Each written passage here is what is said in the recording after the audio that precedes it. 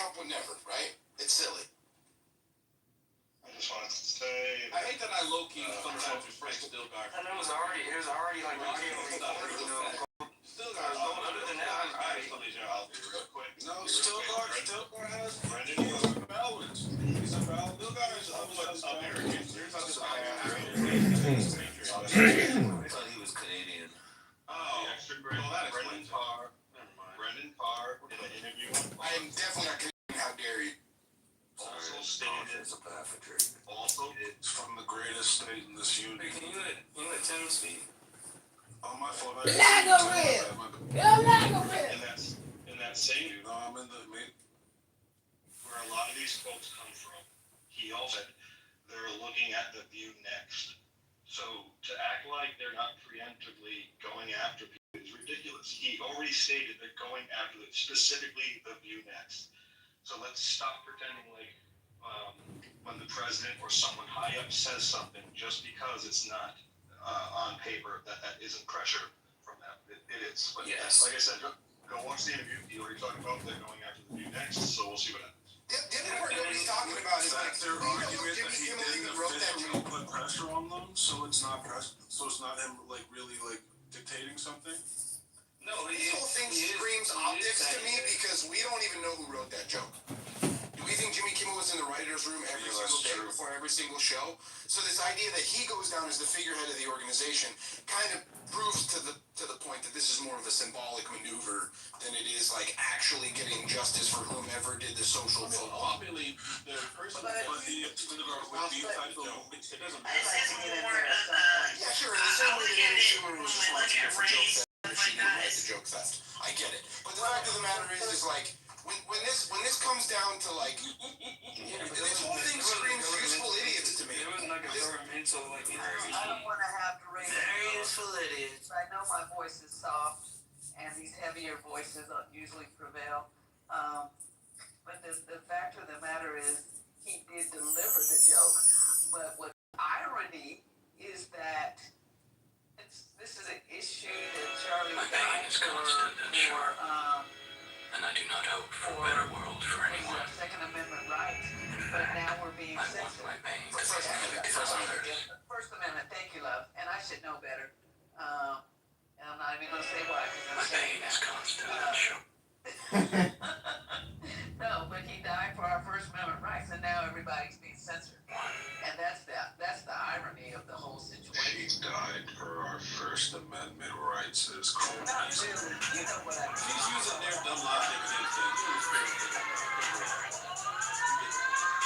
Thank you. The fact of the matter is, people who I've heard be vocal about the Biden situation are now in here defending Trump's behavior, and that's the issue. Is if you take the stance that it's bad when they do it and it's okay when we do it, you're an ideologue, you're a puppet, and you've been captured, and I think you deserve to fall off it.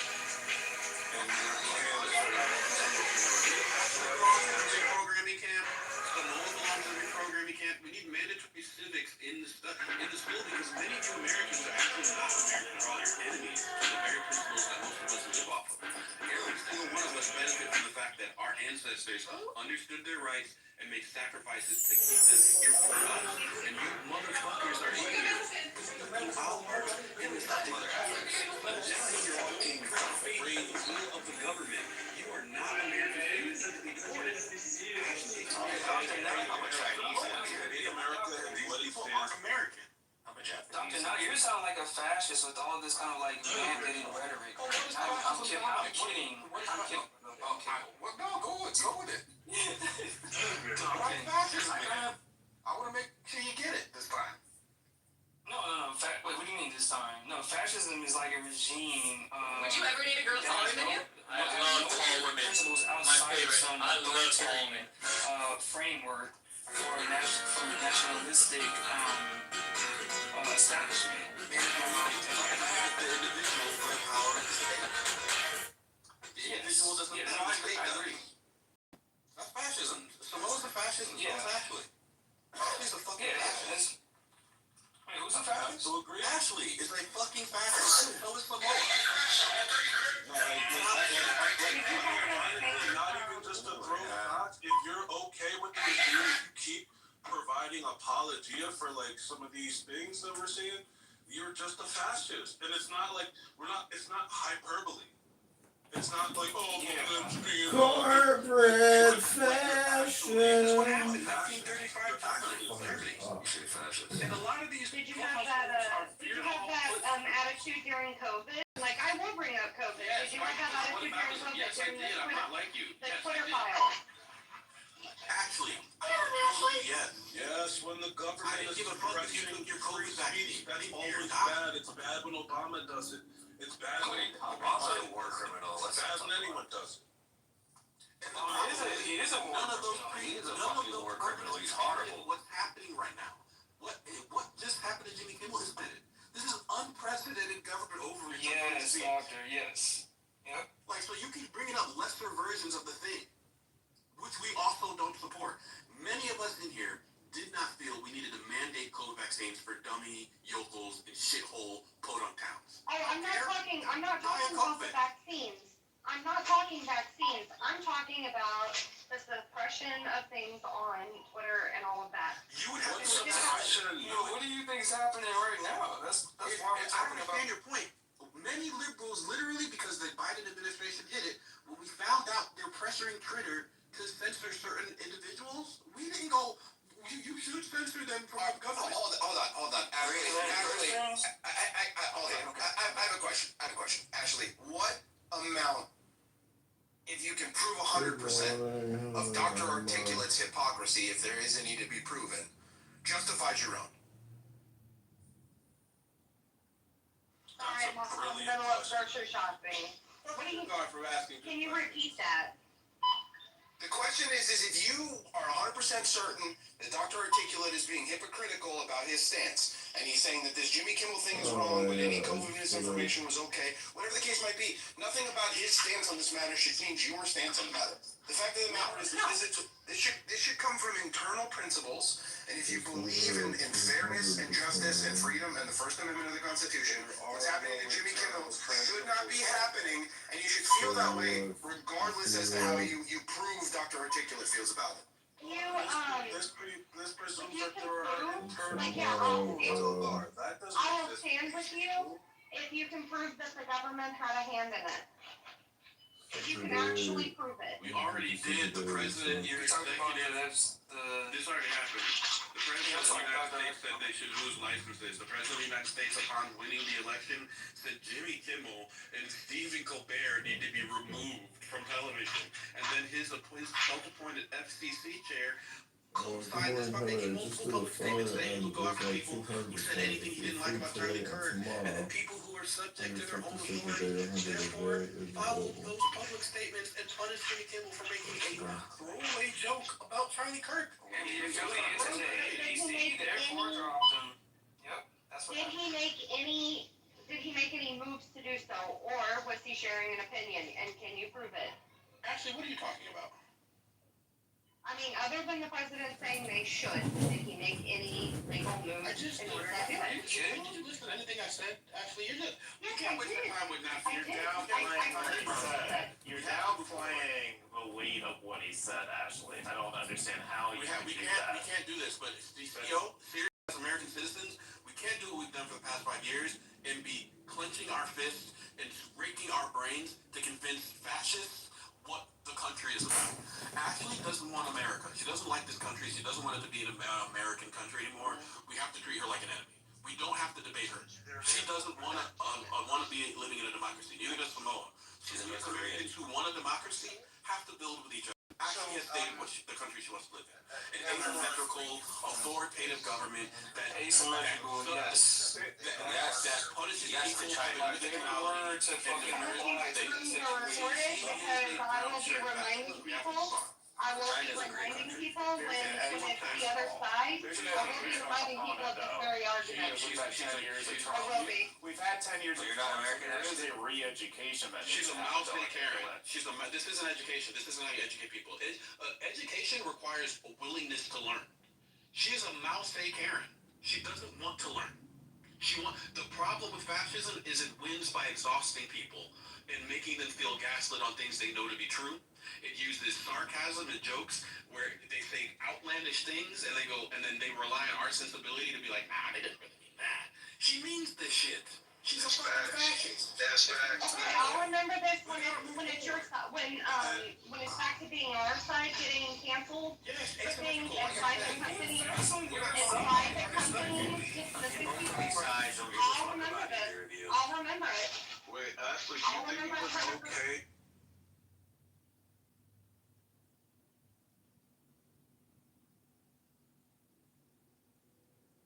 Well, let's hold on, guys, real quick.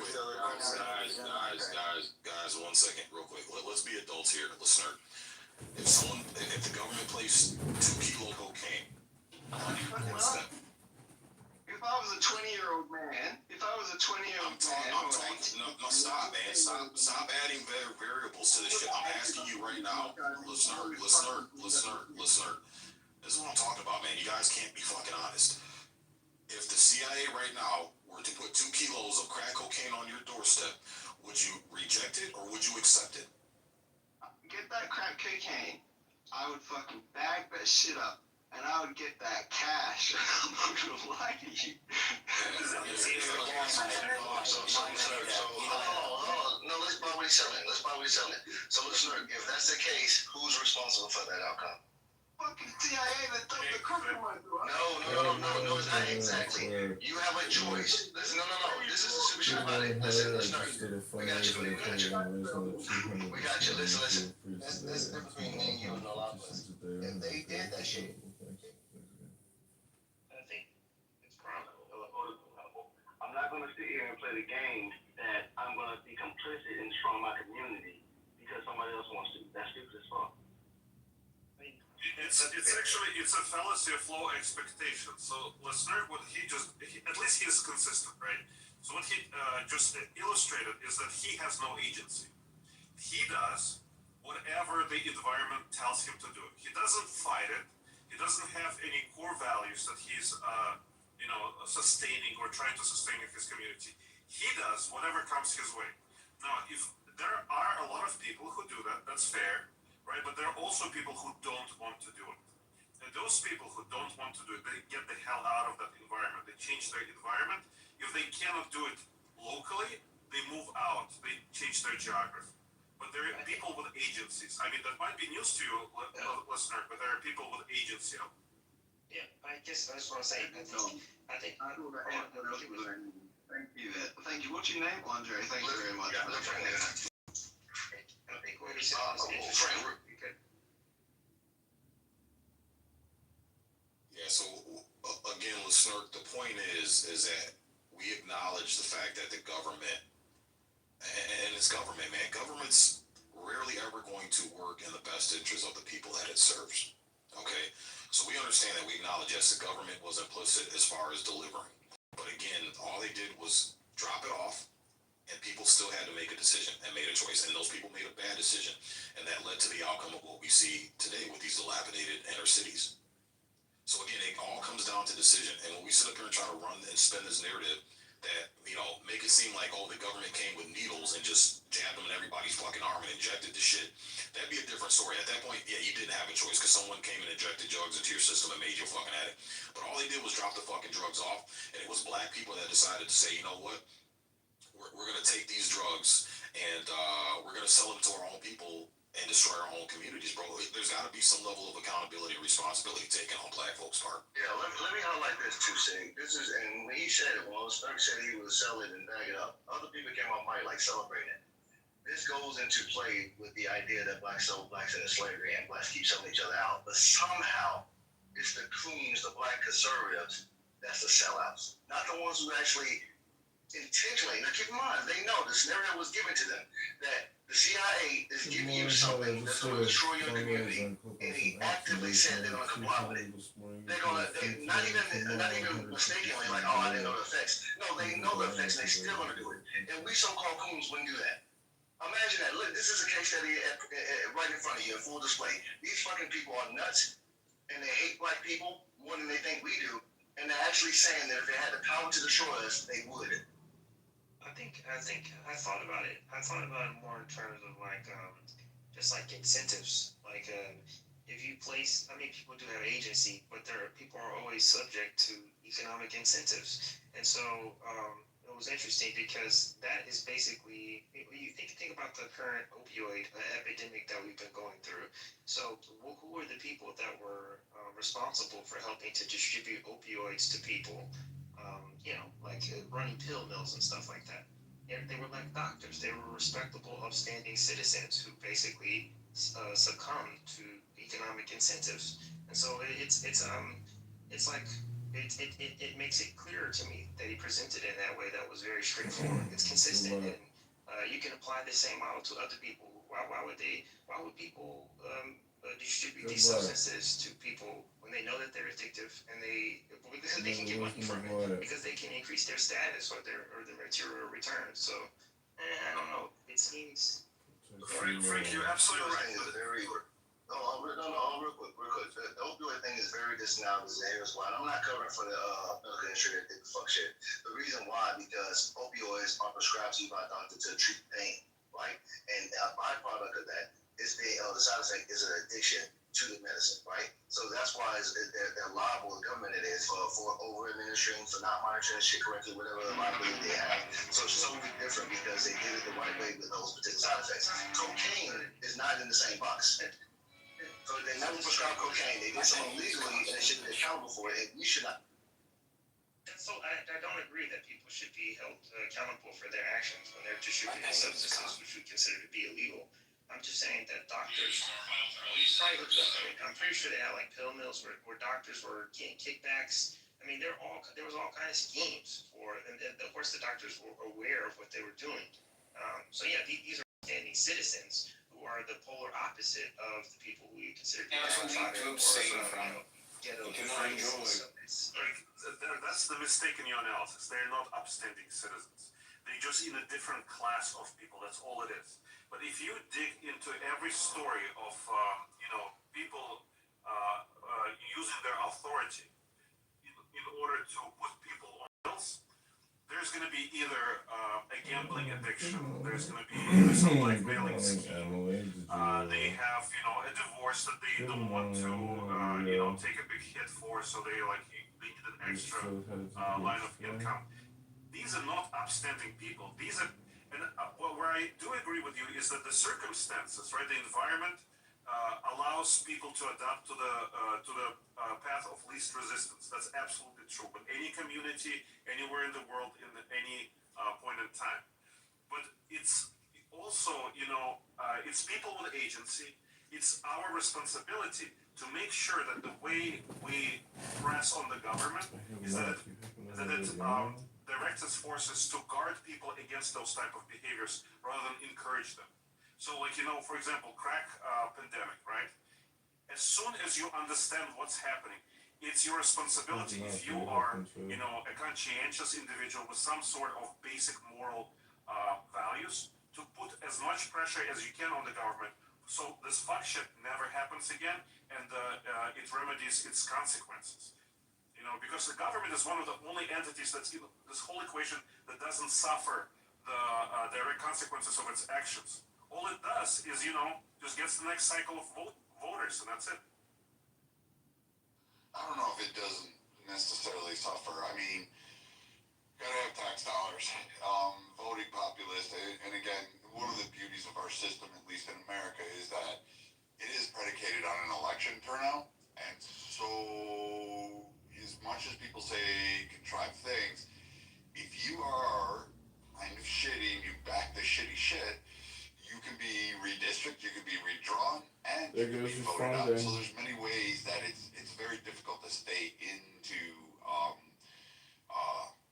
power if you're really just kind of on that one, Andre. And I would say there's something of a check there, at least that hasn't been abridged to, it's been abridged, but it has not been sealed off, so that people can decide. Take in case of Kamala Harris, out of the border. That was it. Yeah. You're absolutely right. The example that my mind goes to is DC. The mayor who was caught live, doing crack cocaine with a prostitute in the hotel. And I think it was several times. Several times that it happened. yet he created the environment for his constituents that they benefited from.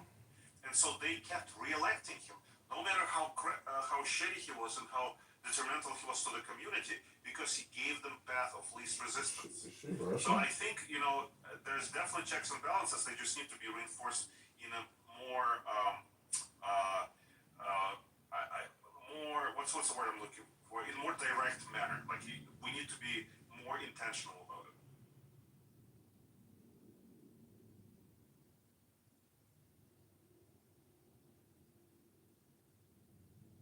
And I just want to say, like, people do know that the U.S. government didn't figure out a way to make crack.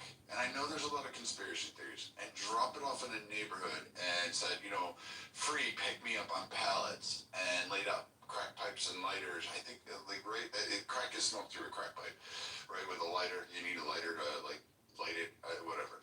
So, yeah, you have to rock it first and cut it with something. Yeah. Okay. It's all about local drug and speak up. Yes, I know. Now we know who's responsible for it, right? It's the Hispanics. So, I mean, I'm just saying, there was one article, if you actually go back and research where this claim came from, you realize it comes from one reporter with the LA Times. It literally comes from a single source. You can trace this back. It's one little reporter who then turns around and retracts it because he was trying to give another fucking thing. People didn't even bother to read the whole article to see what was the substance of his point. He was just kind of going off, and then researched the guy who was at the time taking lithium. I mean, you gotta put checks and balances. And not saying that the government hasn't done a lot of fucked up shit. It's just some conspiracies are just made up, and this LA reporter did that. And I think it's there. Crack came out of fucking Florida. You can actually trace it. It was invented by the Colombians. I hate to tell you this. It was those bastards. Get mad at that. They immigrated here. They figured out a quick, easy way to do it. And they were doing it on the street in Florida. And then it migrated over across the country.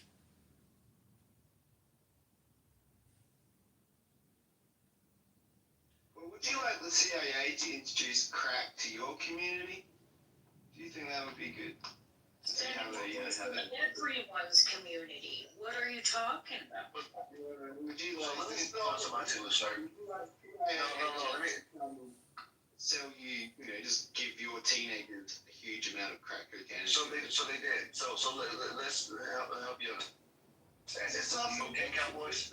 Let's start getting rid of the cocaine cowboys. Yeah. Okay, right. Okay, so those white boys doing it. Yeah, it's not just them. Colombians, Hispanics, everybody did it, right? Everybody sold it, everybody did it, right? It affected our community really bad because unfortunately, and again, it affected a lot of communities bad, but unfortunately, our community glorified this shit. We still do it today. We celebrate our drug lords. Free Ricky Ross, Frank Lucas, Bumpy Johnson, the list goes on. And I'm not saying those are particularly Italian communities. Some of those did too, idolizing the mafia. But the long-term detrimental effects for our community was far worse because instead of us turning around or being selective how we did it, we pretty much did it wrong. And I'm going to say this, and I know it sounds fucked up. You ever seen The Wire? It's a TV show called The Wire, best show ever. I promise you, it's the best show ever. One scene that stuck out to me, the guy said, hey, everybody sells drugs. We go to all communities and arrest them, and we pretty much leave most people alone because the shit is going to keep happening. It's high recidivism. But the issue is we have to deal with the blacks because you guys have bodies show up, and we got to answer for the fucking bodies. So he's saying that all the prostitution and theft and all the other shit that comes along with it is probably passive compared to the fucking murder that comes with it. And he said we have to respond to that because the public need an answer. So that's why it looks worse in our communities because every community suffer the same thing, but ours tend to be worse when it comes to murder and crime and all the other shit that piles on top. Yeah, that's cool. I understand. So you would be fine with having crack introduced to your community personally because you hear the shit I said. That's what I'm saying. You hear the shit I said. No, that's a no. I don't want crack in the communities at all. Period. I don't want any hazardous drugs. I'm a libertarian. I'm free. I'm open with people having a choice to do it. I prefer people not to do it. I prefer people to take care of themselves and be healthy, and drugs don't get you there. Yeah, but it's not something that a government that's working in the best interest of those people would do, is it? You know what I mean? That's the whole point. We realize and recognize, listener, that the government is Yeah, we call it counselor. Yeah. So this is why we have a constitution, listener, because our founding fathers realized governments aren't in favor of the people that they serve. They're going to try to overtake and use and abuse the citizens that create and keep their country running. So this is why we got the Constitution. So government being on your side, it's never going to work. And the only way it's going to work, there's only one way it works, is when the people have arms and the people are educated on every single aspect of how their government's performing, and they take action to keep their government in lock and step with how they want it to be ran. So that's the only way we'll start. But real quick, guys, I got one more clip I wanted to play, because it's on the lines of what we're talking about as far as how black folks think and changing black folks thinking. So I got the link up top, and I'm going to play the clip really quick. It's just a 1 minute clip, guys. Here we go. And become intellectually independent enough.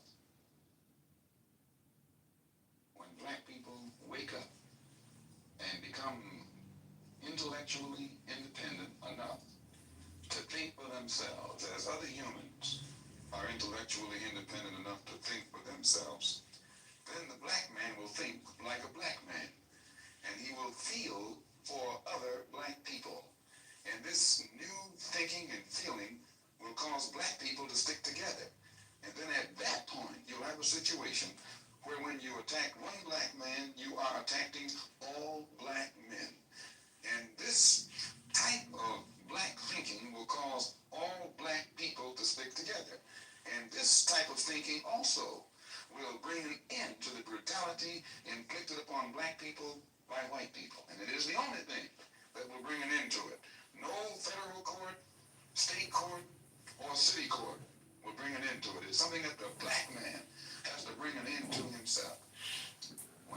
So, if you listen to what he said closely, again, and this goes into... You try to listen to what he said closely. Blacks. There's like always like 3 or 4 to 5 interpretations. He said you can't go to any state court. You can't go to any city court. Again, he's saying the government's not going to be able to fucking help you. And what do these modern liberal bracks, what's the number one thing that they're invoking more of is more fucking government, more legislation, more acts. Again, it goes in direct fucking opposition of what Malcolm X fucking preaches. It's a mentality thing. So when you stop aborting your fucking babies, when you start marrying the women that you fucking procreate with, when you start taking education, when you start paramounting education, and I'm talking real education, not this bullshit fucking boss babe, boss bitch fucking bullshit modern education. We're talking about real actual education, which is financial literacy, right? Which is community literacy, which is investing and thinking long term for not only your future, but the future of your offspring and their offspring. That's the mentality he's talking about. Again, more government, begging, whining, crying for the government to do what they're supposed to do, or back in the 60s it was white folks doing what they're supposed to do, expecting them to come and play Captain Save-A-Ho for your community that you're responsible for. It's never going to fucking work. And what he says is true to this day. It's what we're seeing to this day. Again, the same arguments and same criticisms and same complaints that blacks had 60, 70 plus years ago, still have them to this day. And they've been putting all their eggs into the government, into the Democratic Party, which promotes more government and more legislation. And we see that nothing has fucking changed. Nothing has gotten better according to the blacks. They're still facing the same fucking problems that they faced back then. So what fucking gives? What gives? I'm actually curious. It seems like the coons got it figured out. Because the coons are going with exactly what Malcolm X says. Minimize government, get the government out of our fucking lives. Let us do what the fuck we need to do to get our people thinking right, to be more community oriented for the black community. Malcolm X wasn't talking about, go back to Africa.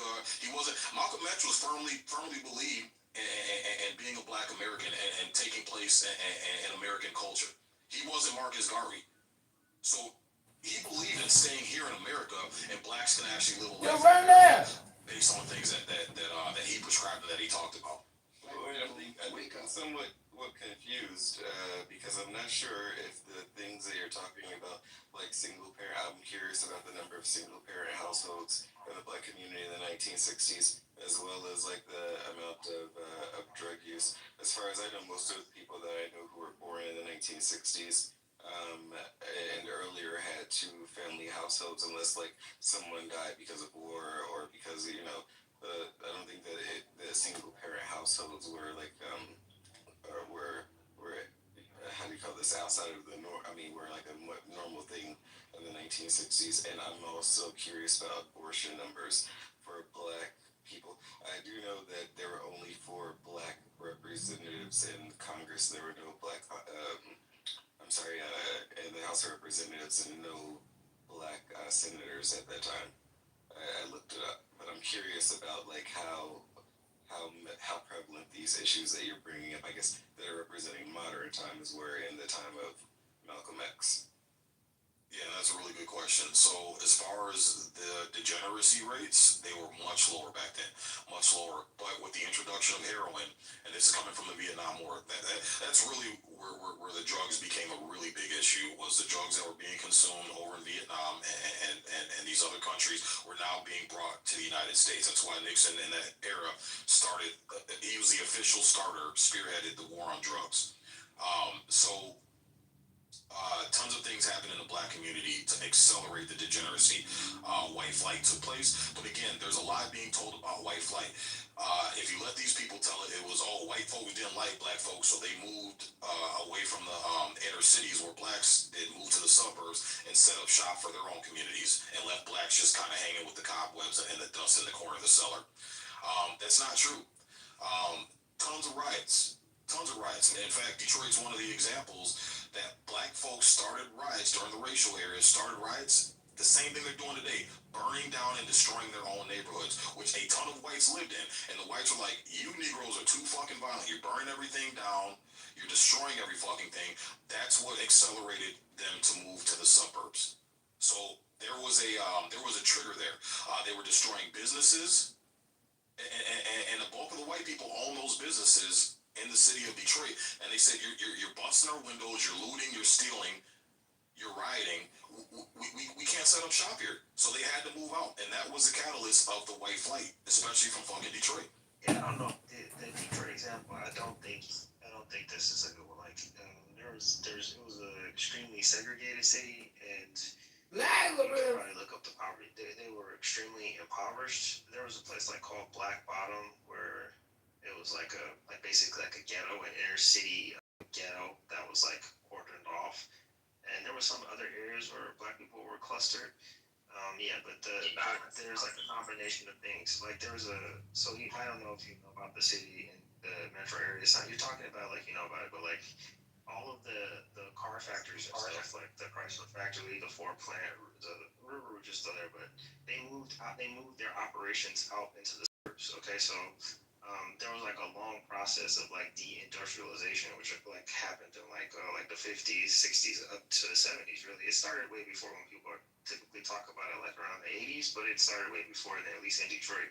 And those jobs were now not readily available for inner city residents. I'm sure you really know about the conflict with the unions and stuff. It's a bunch of stuff, but it's not as simple as you're painting it. And the process of the city, the infrastructure of the city, the neighborhoods, over time is interlinked with the economic changes and stuff like that. Right. And what was the major catalyst of the economic change? It was the fucking race riot. Look at Detroit before the race riots and the integration.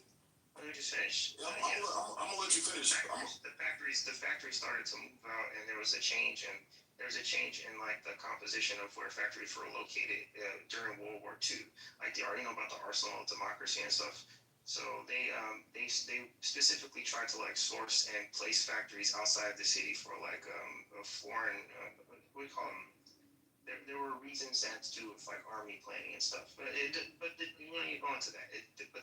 There was that kind of change of the composition, the economic composition of the city is part of why you ended up with this kind of the dilapidation that you see.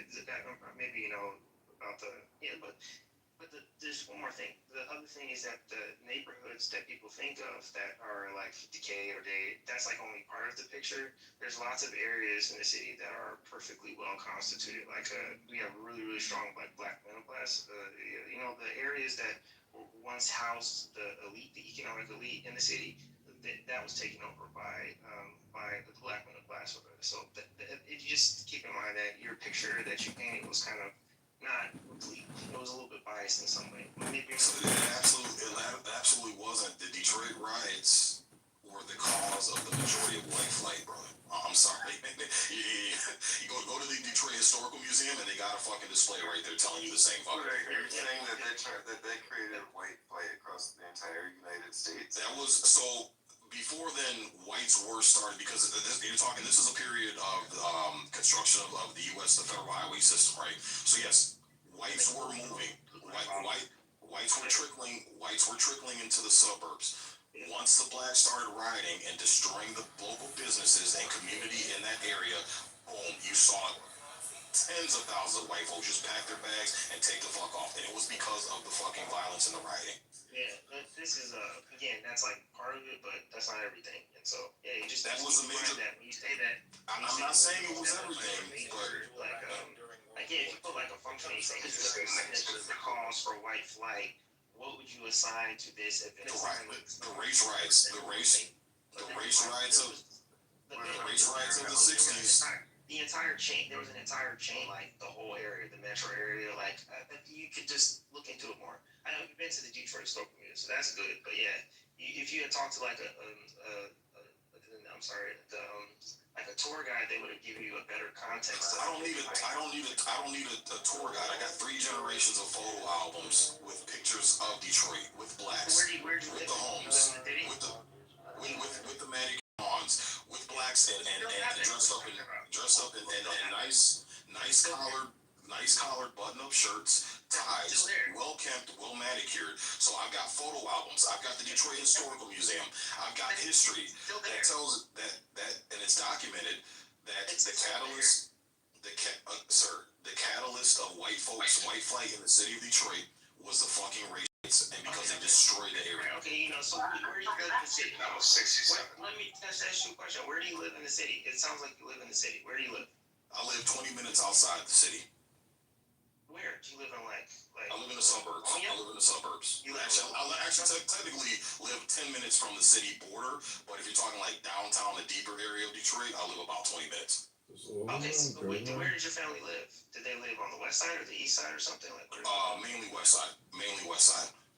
Okay, so then do you know about the composition? You know about Sherwood Forest, you know about Boston Edison, you know about Rosedale and Grandmont, you know about that. I know about all that. I know about Chrysler coming in. I know about the eminent domain. I know about all that stuff. Presenting it as if those areas are not still well constituted. There's like there's nothing in the city.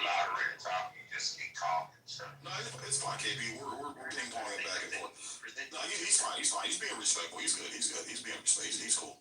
But what I'm saying is that again, this narrative has shifted that we're trying to blame white folks for leaving and leaving a mess for us to clean up when we created that mess with the riots. The majority of white folks left once the racial riots started taking place and blacks started burning everything down and destroying that fucking city. That's the truth, bro. That's the truth. Did we destroy the Packard plant? Did we destroy the plant up on Woodward in Highland Park? Did we destroy that plant? Do you think us rioting led to Chrysler and Ford moving their plants 100 miles, 20 miles outside the city? Okay, again, it wasn't that prevalent. Again, what you're asking, sir, does not make any sense. And if you don't believe me, go up on ChatGPT. Type in when did white flight happen in Detroit, and I'll quote from ChatGPT. That's the quickest we can get. Quote: 1960s, the 1967 Detroit riot was the single biggest turning point, and just a few years afterward, tens of thousands of white residents left for the suburbs like Livonia, Warren, Dearborn, and Grosse Pointe, sir. I rest my case. Yeah, I mean, there's also a YouTube link. It's 4 minutes, but if you play it at 1.5 speed, it's worth listening to. You live in Michigan too, don't you? Yeah, but I mean, the point of this conversation, sir, is the fact that, again, it comes down to what Malcolm X was saying about the left, about Democrats, right? Malcolm had his beef with conservatives, right? But he at least gave conservatives some credit, said, hey, you know, at least the motherfuckers are wolves, right? They're going to just show you how greedy they are. At least you know what's coming, you know what to expect, you can plan and prepare for it. But it's the white liberals that put on that fucking disguise, all in your face, act like they're your friends and trying to help you, but in reality, they're just gaining clout off of you and looking table scraps while they eat the main fucking course. Can I say something? Yeah, go right ahead. Yo. Let's have dinner. Okay, so I don't like necessarily like disagree with you about like white liberals because like you know sometimes they're like it's just cringe and it feels like what's the word for it? They tokenize well I mean both sides of the party. Minister speaks out after being branded a racist. Have you guys seen this? No, I'm gonna look. No. Pretty interesting story. Sad.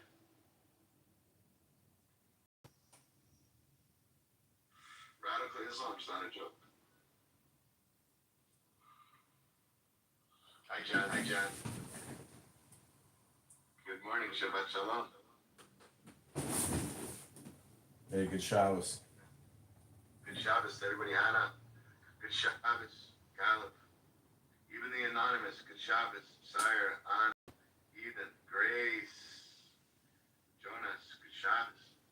Shabbat Shalom. Do we got 60 seconds for Tanya? Now you're asking me if I got 60 seconds for Tanya's. Tanya's infectious.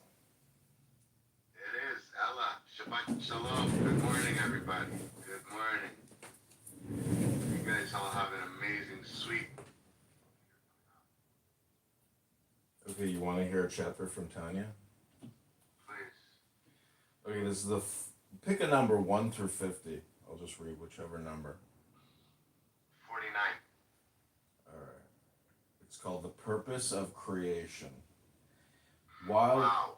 What a good pick. So take the deepest breath of the day. This is called The Purpose of Creation. While the levels of contraction are too many to count, we focus on 3. The world of thinking, the world of feeling, and the world of doing.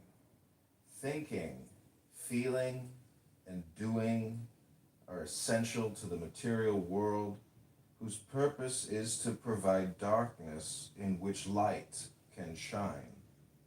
Hence, the purpose of descent is in fact ascent, for love impels the flesh. It is not enough to know this. You must also act upon it, as it is written, and the glory of God shall be revealed, and all flesh shall see it. This is why God contracted and became the worlds, to draw the infinite into the finite, that the finite might know the infinite. Thank you. John, hi, Jonas. Good Shabbos to all. Finite. Jonas, welcome to the stage. How are you? Thanks for that 60 seconds of Tanya.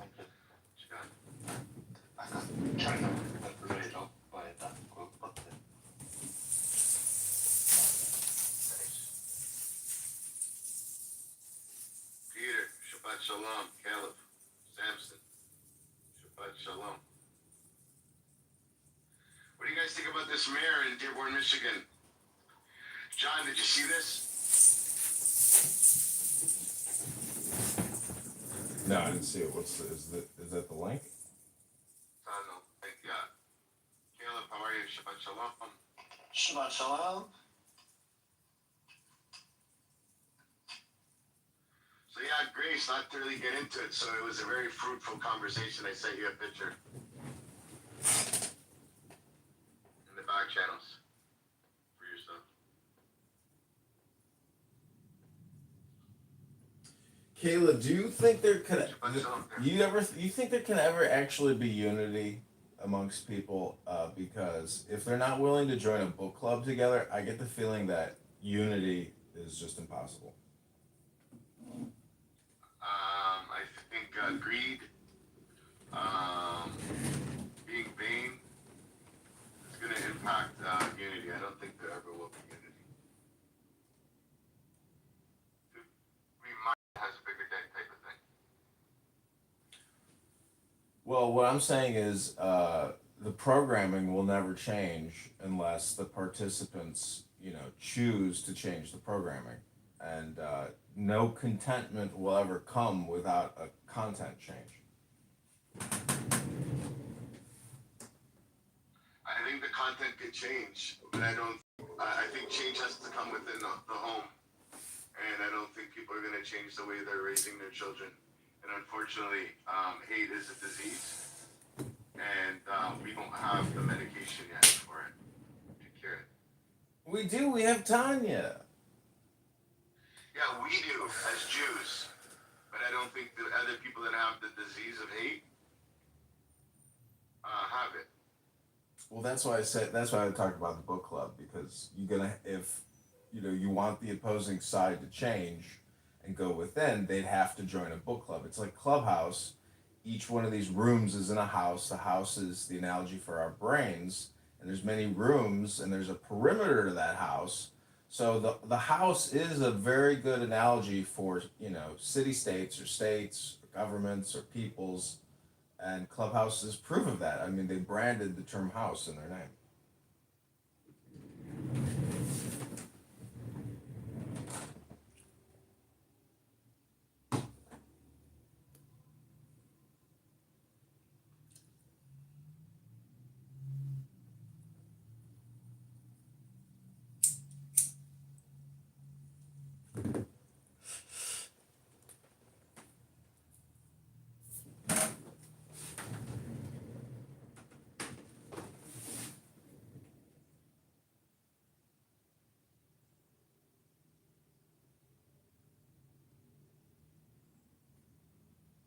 So what's everybody doing for the Rosh Hashanah dinner on Monday?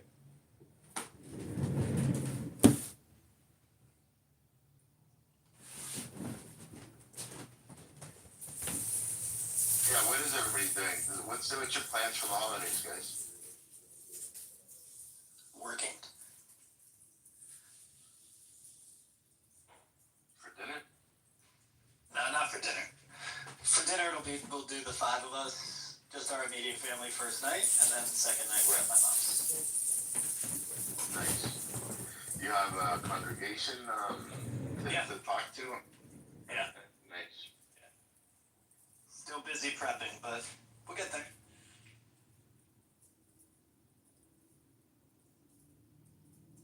What's your plans, John? Take home.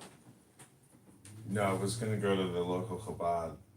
It's $25 for the ticket, and he does an amazing job.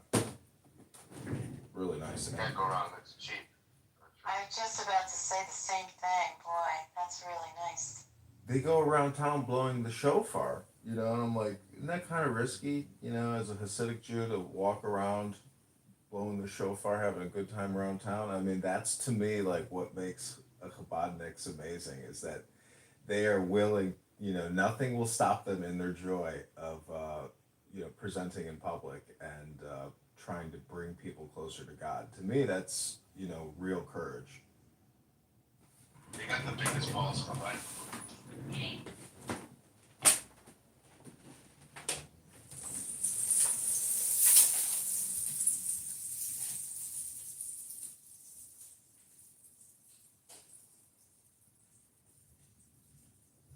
Those are very creative. They're really doing some creative things.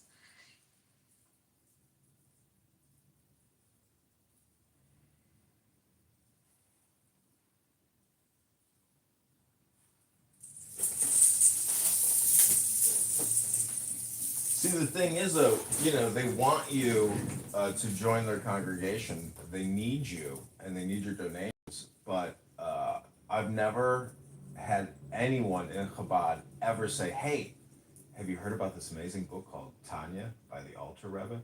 Never heard anybody say that to me ever. So I feel like having discovered the Tanya and really enjoying it, you can still spend time with Chabadniks, but you can also detect their own frustration. But their attitude, um, it's about peace, and psychologically, I think, and intellectually, the information that they possess is, I hope, responsible for their joy.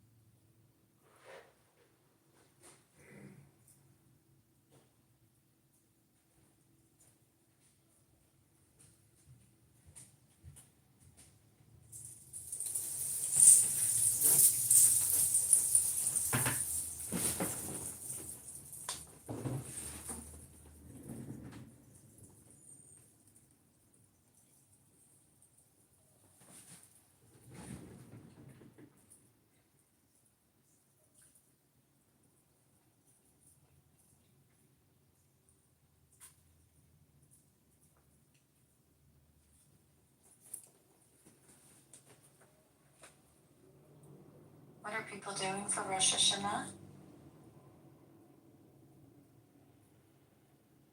Caleb, what are you doing? Working. What are you doing? Praying.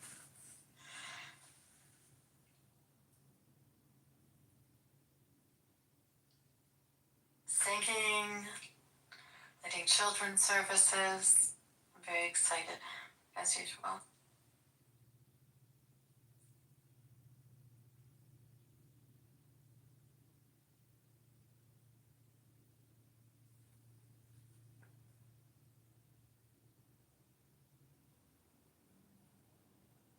I think it's also important that we do talk about what's going on in Dearborn and how that affects the rest of the world and the United States. Essentially being the United States where freedom of speech is supposed to be like highlighted. And if you guys could read the article, you'll see what's going on. It's despicable.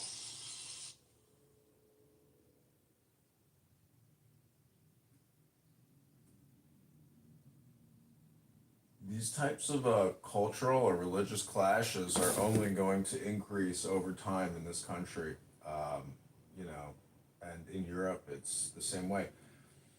I don't know too many Muslims personally, uh, you know, but I feel like I'd be comfortable around Muslims. But I think, from a Western lens, I don't know how. I mean, if you ever spent time in Saudi Arabia or any, or Jordan or any Islamic country, um, it seems like there's classes of people, who are just not religious, but yet I don't know. There's got to be this socioeconomic um, division between, in Islamic countries. But anyways, I read the article, so these things are going to happen. I don't know how. That's all you can do is if you are a Christian or a Jew, it's your public service to go against, Islamic preaching, Islamic law, Islamic leadership in this country. It's your public duty and historical precedent. I mean, there's nothing controversial about using your information against their information. That's all it is. And if you do it peacefully and respectfully, you're gonna win the debate. And that's my opinion. And then the cream will rise to the top.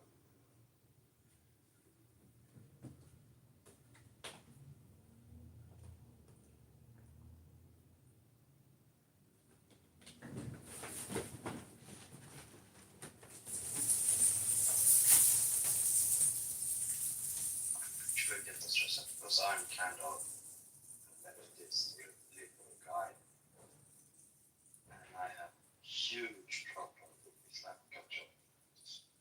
It messes up shit. It's not like, and all the people I hang around with defend them. I don't believe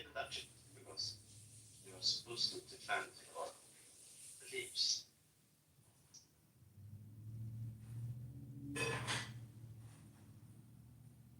Dearborn's a shithole. I can't imagine wanting to live there.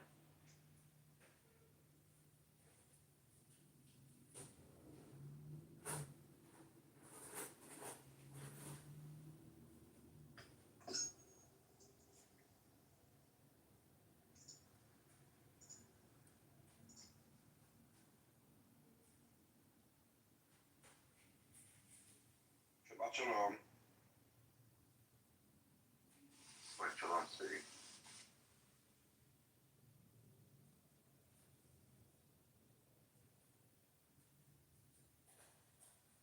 What's happening?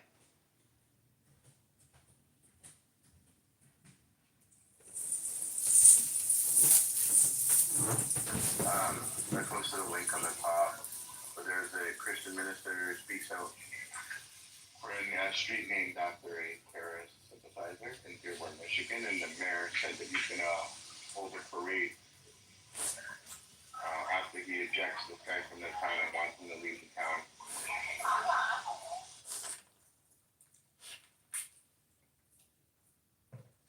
And called him a Islamophobe. And he thinks that it's inappropriate to name a street after a terrorist.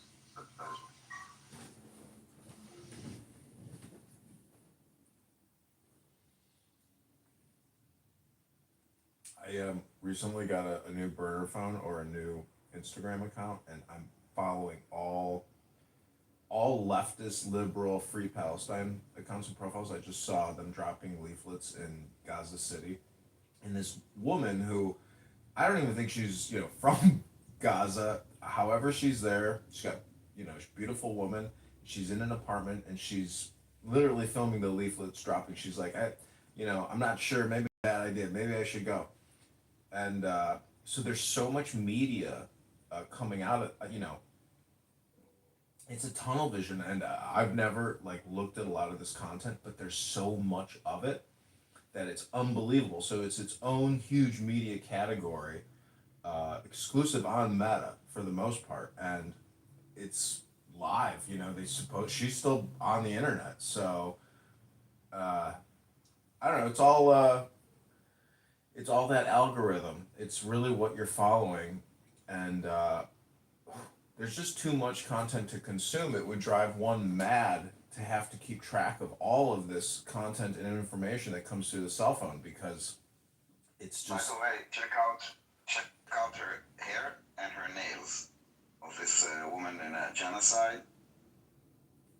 Yeah. Look again at the video and look her perfect new nails with design on them and the highlights in her hair that was done professionally during this genocide. Oh, so I assume she's been doing this for quite a while. The genocide cut? Yeah, it's a dental special.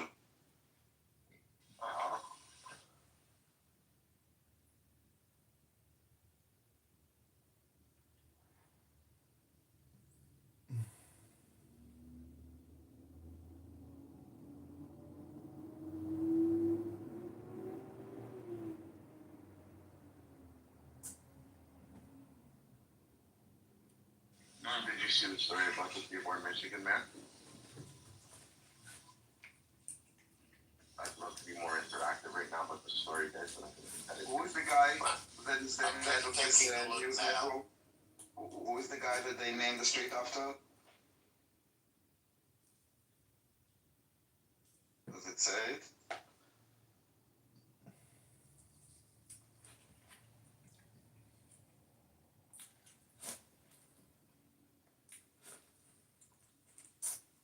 You're talking about Osama Selbani? Is that what you're asking? In the article? Osama Selbani? Okay, thanks. Yes, that's what I meant.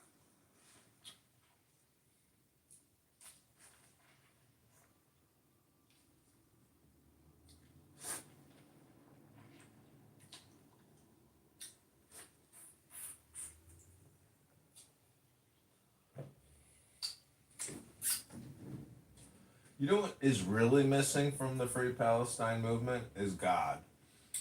It's to me, you don't really because if you mix Islamic preaching with all that other content, it would come across as even far more radical and extremist and cultish. So, but I would point out that's kind of the solution to a lot of these people's problem, to understand how they got to where they're at now, about to lose a war, and have had all their front teeth kicked in. So, personal responsibility and self-governance. I mean, you can literally look at the media chain of events and see how these people program themselves into doing what they did on October 7th and the subsequent, situation now.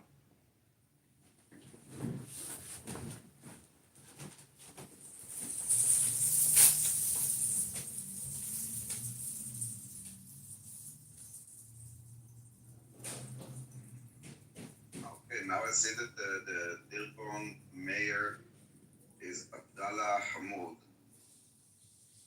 Where? Yeah, it's definitely his name's not Ricky Snow. It'd be like Abdallah Hamoud Smith. Yeah.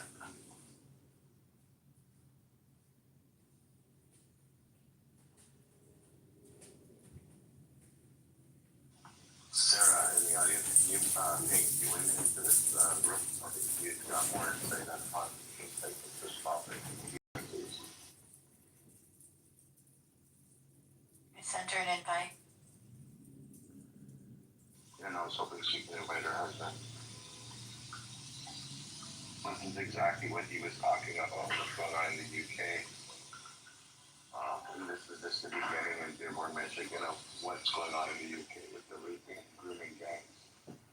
How the mayor is ignoring it and stuff like that. This is exactly what he talks about.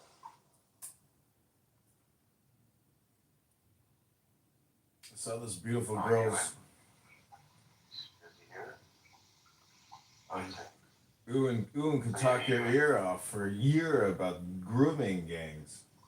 Ewan, I saw this beautiful girl's Hinge account. She said, if you're not free Palestine, don't even try. Hey,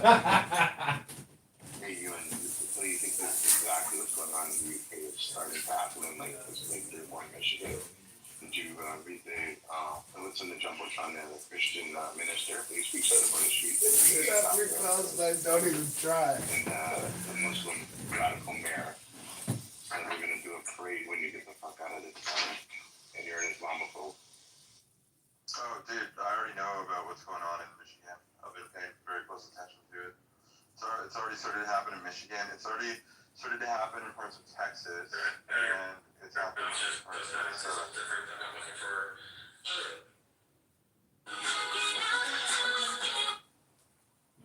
Talk more about it if you don't mind, so people can understand. Like, especially in Minnesota. Yeah, Texas, so people are not believing. Yeah. Here, one sec. Let me put my AirPods in. Just 1 second. I heard the next gen AirPods are out that can do live language translation. Yeah, we're gonna need it for going in this direction.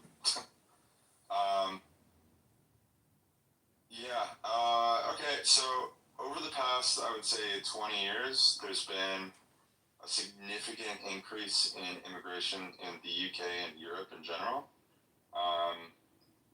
And a lot of that has been people that have been from specifically the Middle East and North Africa.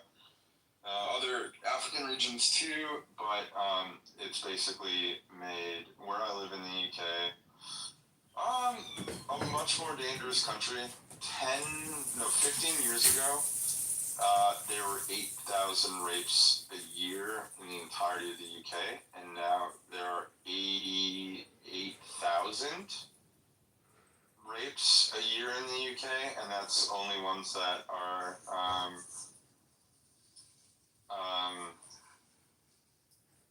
those are the only ones that police actually put through. There's a massive increase in sexual assaults, murders, stabbings, things like that, that have gone up. Also, there's been a really big increase in incest, specifically first cousin marriage, specifically with Pakistani groups. And that's actually brought up the amount of children born with serious mental health issues to a very high level. It's at the highest that it's ever been in the UK per capita. And yeah, it's really scary. The UK is falling apart as a country. It's very bizarre that there's this weird two-tier system that's going on where Well, it doesn't matter really. Your buzz up. Yeah, when the other one looks then yeah. Oh, the court's first year. I was going to do something for my assignment. I forgot completely. You're gonna ask me something. Yeah, I was So Utah related? No. Oh no, it was more a statement when we're talking about drinking. Oh. Yeah, I was gonna say that this year I've had 4 drinks. Nice. Only. You feel better? You should have read 4 books instead. Mm-mm. Actually, I read a lot. Even if you don't believe it, John. Well, I have a book club. You know, we read 10 minutes to each other in my book club. You should come to my book club. Who else is in your book club? Everybody on Clown House who wants to be in the book club, of course. Silly.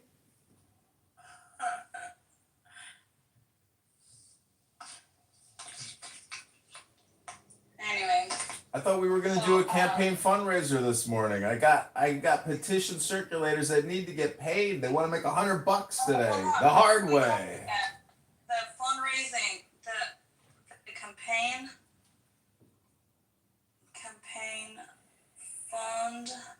fundraising edition. I just texted my team and told them that we raised another $200. So get out there and make that money and get those signatures, Patriots. How many more signatures do you need? We need 200 more signatures. All the signatures. What is the number of signatures you need? 700 total. And how many do you have? 530 plus. Okay, you need another 500. I agree.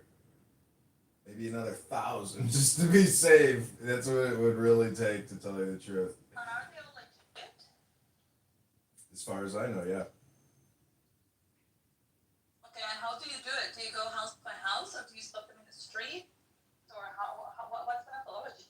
Strip malls, State Street. It's all in Rockford. There's 150,000 people that live there, and I have 3 people who are going to, like, big evening, corridors. And as far as I know, all their signatures are legit, but that's the thing, you won't know until the challenge, and then they go signature by signature, and they will literally go through every single one and challenge every single one, and there's multiple ways to challenge a signature, and you got to sit there and literally do the research in the database real time as they're challenging you to discuss their challenge, and then the judge who's sitting there adjudicates and determines whether it's accepted or denied.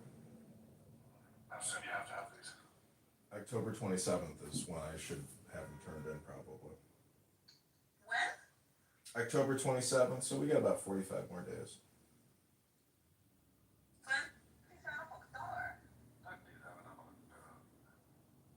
It's a lot of work, and the challenge, and literally it will take them maybe 6 to 8. It might take them 6 hours to challenge all the signatures, maybe 8 hours, and you got to sit there it will take 8 hours. You sit there the whole day, you get a lunch break, and hopefully they have an answer, at the end of the workday, at 5 o'clock, 6. How do they challenge them? Do they go? Because when you get a signature, you have to get a name and I don't know, like ID number or something. What they do is during the challenge, they put it on a big screen TV, and they scan in every sheet, and then it focuses in and pulls a snippet from the signature line, and it puts it on the big screen, and then they have to press challenge yes or no, and then they say why they're challenging.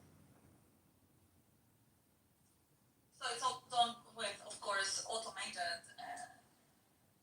Yeah, it's fully automated, but again, if they challenge a signature, it's up to me, not the people that work there, to go into their fucking database, search for that person who signed and find out if that's the correct address, the correct, like you literally have to pull up that record yourself as the candidate.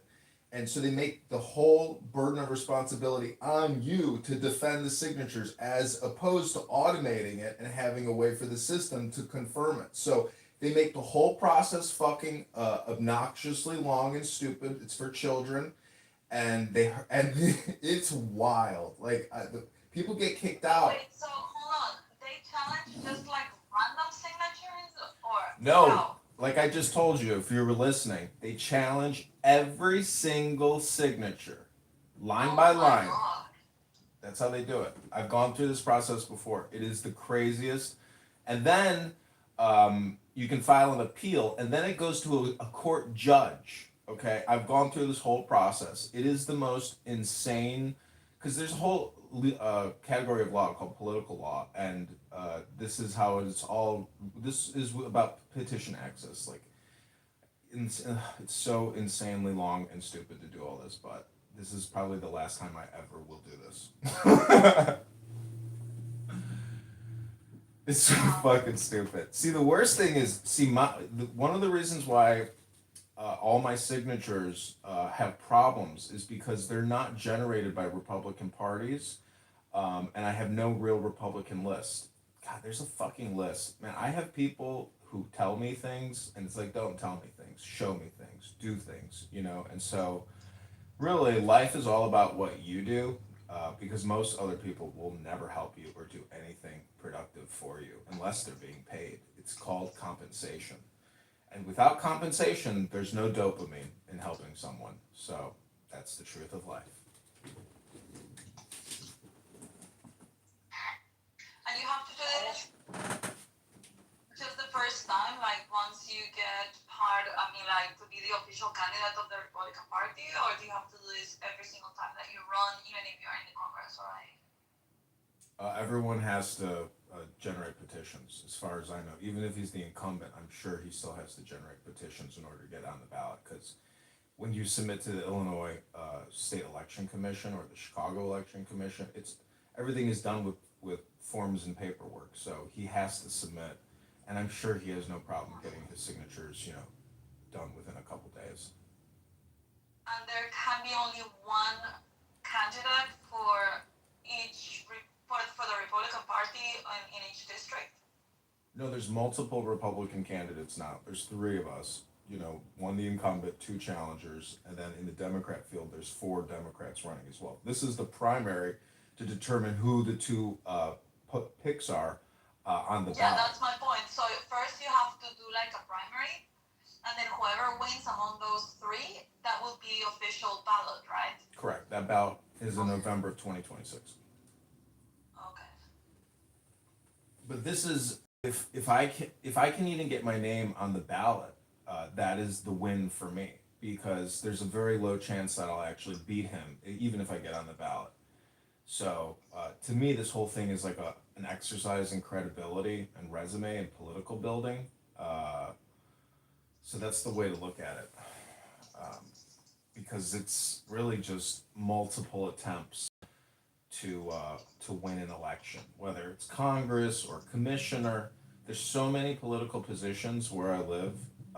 It's a never-ending political industrial complex. So once Google recognizes me, as they do now as a politician, it will make running in future elections more likely that I'll win. I'm 42, so I'm trying to look at this as like a 15-year curve of what can I accomplish politically over 15 years. What do you think the next thing will be after this campaign? Probably mayor of Chicago, running for the mayoral election. That would be the wildest political ride I could do, because it's all local and I could get those signatures very easily to run for mayor. So You wouldn't want to do a smaller city? I live in Chicago. My permanent residence is here. Running against Mayor Brandon Johnson would be a huge PR win for me in terms of social media credibility, etc. Is he popular? He's despised. He's got like a 13% approval rating.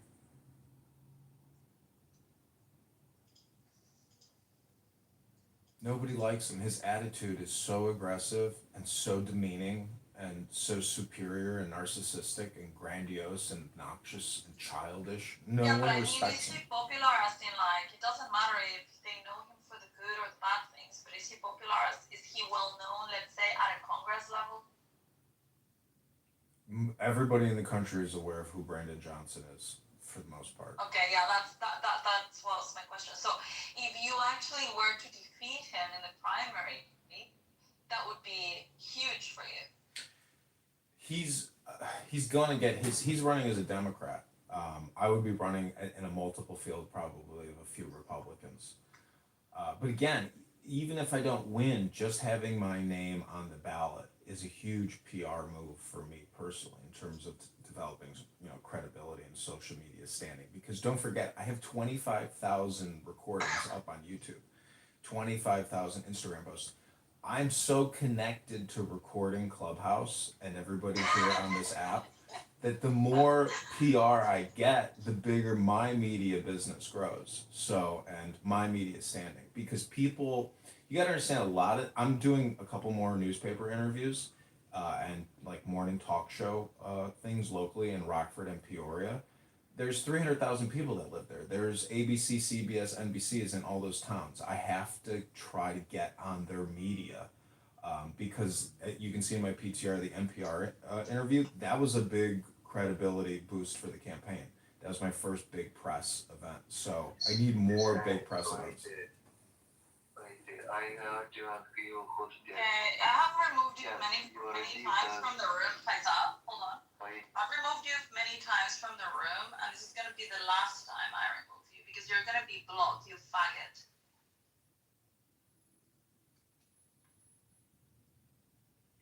So, anyways, again, this is really just about developing media and publicity, and I really enjoy talking about the fiscal crisis and my campaign mantra: stop borrowing, stop spending. So this is, I have found that this is a method. The interview they did with you, like I heard it was very, very good. I want to listen to it. Yeah, I can put it in the chat.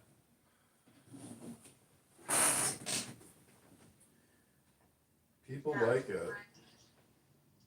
Yeah, they said that you were amazing. That you were like super serious and very eloquent.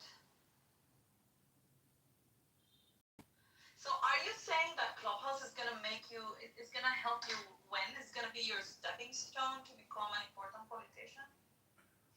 I think all the conversations I've recorded have value because most people in the conversations are, if people on this app actually spend time going through my YouTube and then they found all these recordings of themselves and other people, it's what is the difference between going through my 25,000 videos and listening to Clubhouse rooms versus coming here and listening to the same people say the same things, live. I'm trying to, help wake people up to their usage of time, what they're listening to and what they're saying. Well, Andrew, come on stage. Hey, sorry, I'm working, so I might not be able to talk too much. It's okay. We all are. I'm working as well.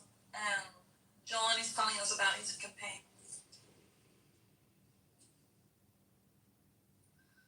Yeah, so sorry, John. What were you saying? The last thing? Oh no, I thought I asked you about like a Clubhouse as your stepping stone to politics, and you said you've been recording everyone and what the difference between hearing people here and hearing people outside. Well, what I'm trying to do is wake people up to the fact that what you listen to and what you say is very important. And in regards specifically to time usage and how you're spending your day, and, because life comes down to a stream of communication. And so the more focused your communication, I'm just saying that my recordings are basically observations on public speaking. And so I like to make fun of non-native English speakers and call this like an ESL seminar for individuals.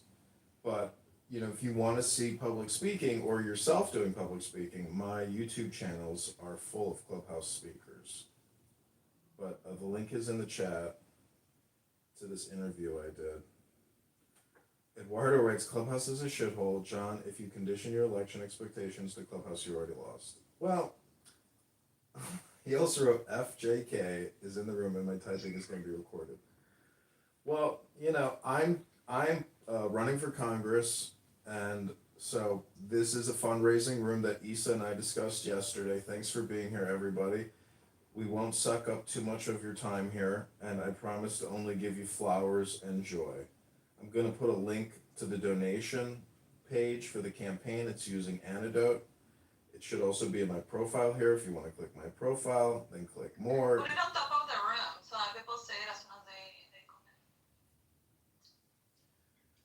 So I have a wonderful young lady in Rockford who has a team of 3 people, and they have generated over 500 signatures for the campaign. And we have been paying them $1.50 a signature. I myself have brought in 30 signatures in Bloomington, Normal, Illinois. And so we're sitting at 530 signatures, and I'm pretty confident that she's going to get another 150 signatures this weekend. So that'll sit us at 653 by Sunday, and then I'm going to personally go get signatures Sunday myself, and hopefully we'll be at 700 by Monday. And then from there, I want to continue getting probably 150 signatures a week in Rockford, and then move. No, you should get more, dude. Like, I mean, you have 40 days. You should strive for more. I am, and so I want to expand to Peoria, which is the second largest city in the district, which has about 140,000, 130,000 people. So I'm gonna drive to Peoria and create content outside of Darren LaHood's office in the same way that Charlie Kirk would sit there and do Q&A. So I'm gonna do a live stream event outside of Darren LaHood's office. Are you gonna do Prove Me Wrong? I think actually you would be a good Prove Me Wrong guy because you're very eloquent, and you also come up with very quick responses and logic. I think it would be a good one to have this type of tables. You should give it a try. Yeah, I think the Prove Me Wrong idea is a great idea. And so, but hopefully when we get to Peoria. Why don't you open a chapter of Turning Point USA? Well, I'm branding everything under John Kitover Incorporated, you know, and T-Rob's the Tourette N-word sufferer, Northern Irishman here on this app. He owns johnkitover.com, so he may end up becoming, you know, a very wealthy individual one day. Didn't he give it to you anymore? He changed it and redirected it to johnforcongress.com, and I thank him for that, so. Oh, he should cede it to you. What does he gain by having it? I don't want it either. I don't want to own any domain names anymore. I don't want to own any domain names. I've owned domain names for like 30 years, and I could care less anymore because everything is just platform to platform. Your domain name as a platform is worth nothing. Your presence on all these social audio or all these social apps, X and Instagram, that's all that matters. YouTube, that's all that matters. Your website means nothing. Its platforms is what people are using, and you need to go where the people are at. So that's why everybody's abandoning domain names and focusing on their digital media assets and their handles, etc. Issa, what's going on, Issa? How are you? Who is this? This is your replacement for Rico. Whoa, pause. This is Oh, Mini it's, Rico. what's your name? Jesus Christ. It's Alchemist. Alchemist, yeah. Yeah, Alchemist. I thought that was Soren for a second. So Chase Your Grace. Alchemist. Chase Your Grace, you work at UPS, you're a Bitcoin trader, you're a social media provocateur and content creator. If I were to give you This fucking guy. If I were to give you $1 million, Chase Your Grace, give me your asset allocation on my $1 million. Thank you.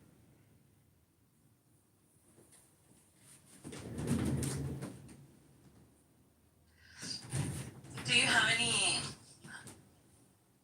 crypto money you can donate to John for his campaign? possibly. John, what do you like? What do you support? I support Bitcoin. I think it's the future of our currency in a way, or some other type of U.S. Issued crypto. And I think we will get there as a people, and we will utilize cryptological currency to prevent counterfeiting, because the U.S. dollar, the fake hundreds that come out of Peru. I don't know if you know that Peru is the largest creator of fake currency. So, and I think it's $1 trillion a year industry. So, a way to technologically secure our currency, I think, is most likely in our future. Are you running for president, John? I'm running for Congress. And if we lose the congressional primary in March, we're running for the mayor of Chicago. John the Congressman.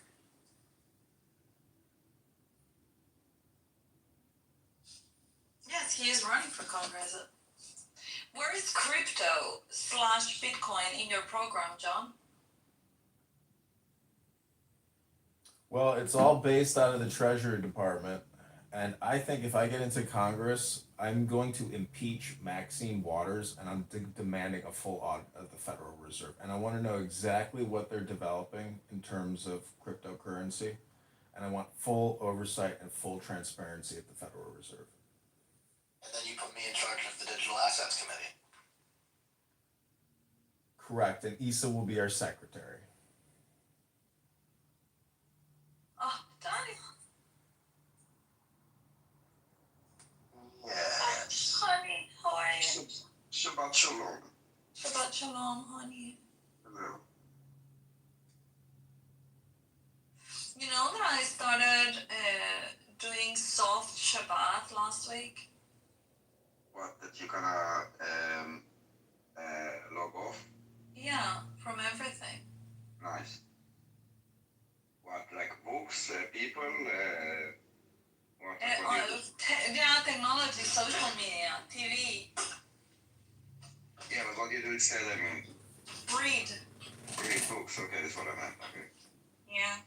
I even opened my Bible last weekend. Wow. Yeah. So I'm thinking to dedicate that to Saturdays, you know. And I was thinking maybe I should do it on Sundays, you know, like Christian. But When then it's everything like, is, I mean, and on Sunday everything is closed anyway, so you can kind of. no, but the thing is that for me, Sunday is, I cannot relax really on Sundays. Saturday is just perfect because it's like, okay, I just wake up super late or whatever, you know, like I just don't put my alarm clock. Yeah. Super late is like, I don't know, 8:30 or something like that. What, that's super late? Yeah.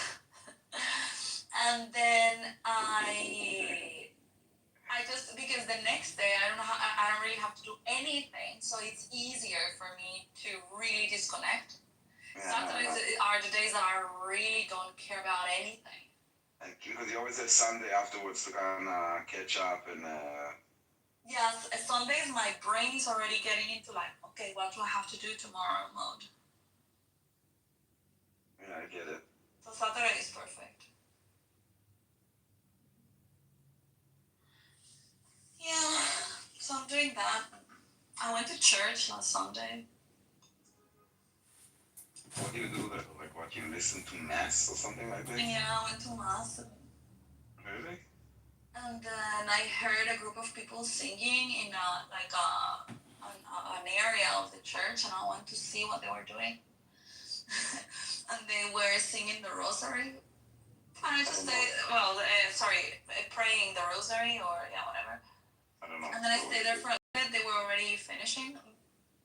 And then I asked them like, oh, do you do this every week and whatever? And they're like, and they were all in Spanish. And I'm like, oh, well, look, Spanish-speaking people.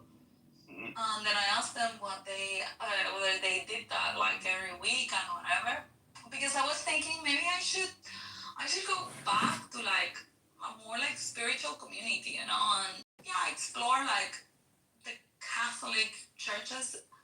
So It's not really spiritual though. It's It's religious, not necessarily spiritual. Yeah, it's religious, but yeah, it's like maybe I can find people that are willing to have like these type of conversations, you know, and they're like, oh, why don't you join us for a coffee? And I'm like, okay, fine. And I went for a coffee with them. Sorry? You enjoy it. What? Deism. That's what most of the founding fathers were. Deists, yeah. Deists, yeah. Yeah, so I went with them for a coffee, and they were Spanish and some Latin Americans, and they were singing. And it was like, what? Were there Latinas there? Yeah, there were Latinos and Latinas. There were also a couple of Spanish guys. Were they dancing, Isa? What? Were they dancing? No, it was like in a coffee shop, and so they're like a guitar, and they started singing, but it was not even like God songs, it was just like normal music. And it was super animated. I'm like, oh my god, this is great. And then I stayed there. Dude, Latino. Oh my god, you're in your Matrix, Andre. Hello.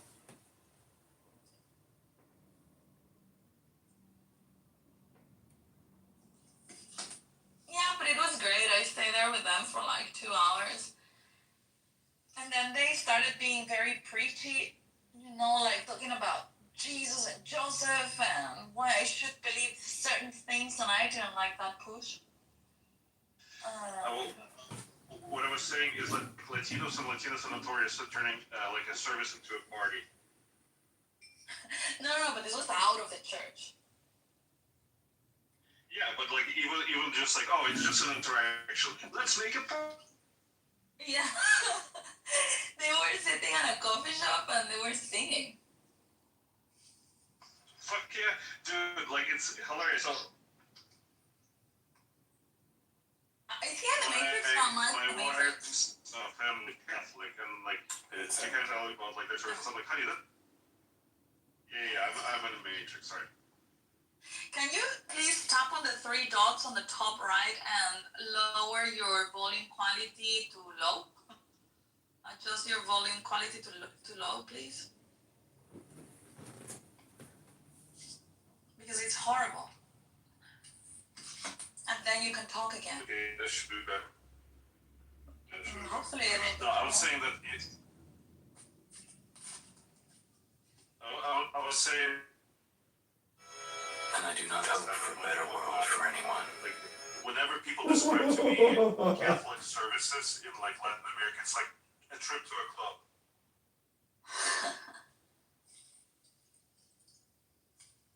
Don't be exaggerated.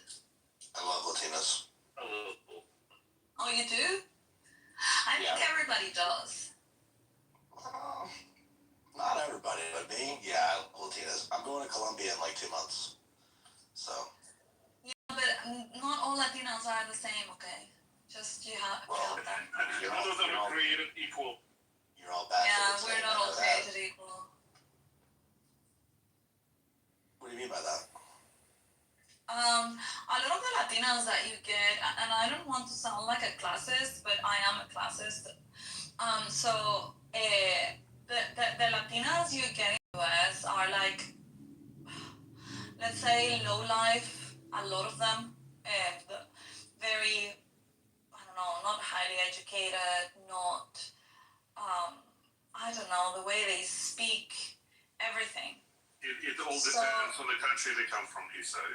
No, it not always depends the country they come from. No. I think it's the quality of the immigration that you guys have. Because you have a lot of, hold on. You have, let me explain my own people. Let me explain my people. You're not your own people. You can't claim like every single person. No, but I understand the culture very well, and I have been in the Are you identitarian, Lisa? What? Are you an identitarian? Yes, I am. Oh shit, Simon? No, I'm not. Anyway, thing is that I understand the culture very well. And the immigration you guys have got in the US is how do you call them, like financial migrants or whatever. So usually they are very like, it might not sound nice, but yeah, they're low class.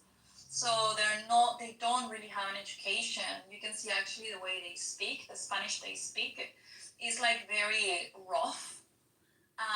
Also like the attitude, you know, and the behavior and all of that is like not too classy, let's say. And so when people think of Latinas, I think that well, I don't know, like I don't like to be boxed with those kind of people. And because yeah, it's not everyone the same. Yeah. So that's why I'm saying not everyone is the same. It's people that don't know how to speak, don't know how to write, not well educated. I mean, and not Yes. even just about school, but also about like manners, you know. Yeah, so that's complete bullshit.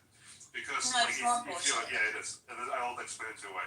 Because it all depends on the country that they come from and which wave of immigration they come from. So, for example, like if you look at the established Cuban families in Miami, they're all very highly educated. They're all doctors, lawyers, and professors and stuff. They have money. They ran away from the regime, and so they brought their wealth. And those were people, like highbrow people, high society. Same goes for Venezuelans who escaped Chavez. Now, just by comparison, the Venezuelans, the wave of Venezuelans who came recently, like during the Maduro's reign, that's a completely different class of people. So once again, the first wave was all about, like it was people who were saving their money, who sold their businesses, they were entrepreneurial, they were very well educated. And then the second wave was much more, like the people who grew up in the countryside, who were farmers, and they were looking for like, labor jobs basically. So it all depends on which country, what. Obviously, it also depends on the culture of the country and on the contextual stuff of the country. And yeah, you're right. So for example, in Cuba, none of them go out of Cuba with money. That's bullshit. But what you're right about Cuba is that they got very good education. Like for example, doctors. There are very good doctors from Cuba, and once they're out, they make shitloads of money because the medical education Yes, to is clarify. very good. Now, What years are you talking about when you talk about? I'm talking, well, Cuba has been communist since the mid-50s, dude. So, Okay, so did you hear what I said? I said Cuban families who were well established for a third generation. Before. People didn't escape Cuba before. Even the ones that Their stayed in assets Cuba were in the and United States immigrated and Cuba. and migrated to the US in the 80s, in the 90s, they are also super well educated. Now, Venezuela, I do agree with you. The ones that could foresee what was going to be like in a communist country, they got out before they lost their money. And so, yeah, you got a lot of very wealthy families that got in the US or any other countries and they escaped communism. The ones that stayed got fucked up, and then when they were able to get out, I mean, like, that is a very different wave of immigrants. With Venezuela, I 100% agree with you. Now, then you have from other countries like Peru and Colombia, and like all of these other ones have got different cultures. You have Dominican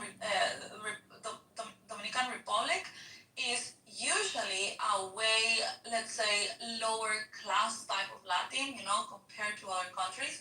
Might be because of the wealth of the country, might be because of their education system, might be because of the slang they use, or the culture, or the whatever it is. But they are, let's say, lower in terms of education and manners. So it depends, I agree, on the country you come from, but also it depends within the country, like where are you from? And what is the motivation for your immigration? Like for example, I was not, let's say, I am not a financial immigrant, if you want to see it like that. I went out because of, I don't know, like my skills, whatever, they hired me out, and Guatemala doesn't have really like jobs for me. So I've been headhunted like in other countries, and that's how I have gone out. So it's different when you are living in a very little town where you don't have anything to eat, and then you have to go to USA and work, I don't know, as cleaner in a house, for example. Yeah, I mean, I definitely what you're saying does make sense, because I did have like a little thing with a Venezuelan, and she would tell me a lot of the things that you're saying now, that there's different. It's basically like there's some countries in Latin America that are like considered white trash, and then there's like upper class white people. Exactly. Yeah. Like, like Argentinian immigrants, for example, or Colombian immigrants, they will have completely different background, and even if they from both countries they have economic immigrants who come here for work, it's different type of work that they would be coming, depending on the country that they're coming from, because the countries themselves, they have certain patterns that they produce certain type of professionals. Mexico, close by, over the border, the masons come in, the concrete people come in, the Tyler come in. It's just labor guys. Now you go. Yeah, Mexico has different demographics, right? actually. You go like something like Brazil. Yeah, it's like something like Brazil, Argentina. Those people, like engineers, doctors, financiers, bankers. Like it all depends. Saying that they all are educated. No. I didn't say they all are, but the majority of people, or a very big part of the people that migrate to the US, do it for economic reasons. And when that is the case, you get people that are not highly educated, and that because they come from lower classes of the society, they have different culture, different manners, like, yeah, it's lower class. I'm sorry, and yeah, in our country. Lisa, all you had to do is say a lot instead of all, and you would have adjusted. I didn't say all. I didn't say all. I didn't. That is an absolutism. I never do that. Never do that. Play her the recording back, John. Do it. Anyway, so yeah, and again, usually class and education, I don't mean that it has to do with wealth, but it has to do with like the background of your family, and the schools you go, and how you values. It has to do with values first and foremost. Your social network and all of these type of stuff.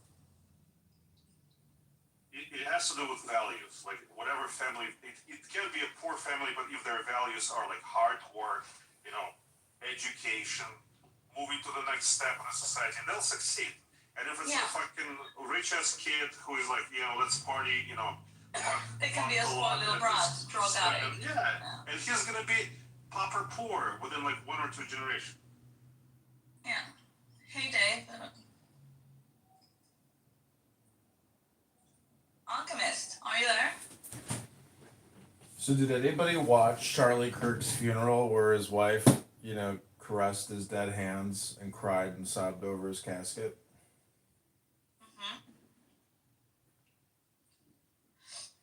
Yeah, but that's not the funeral. Well, I don't know. I think the funeral. Well, is the funeral just like one day? I didn't understand that, because they're not gonna bury him until Sunday.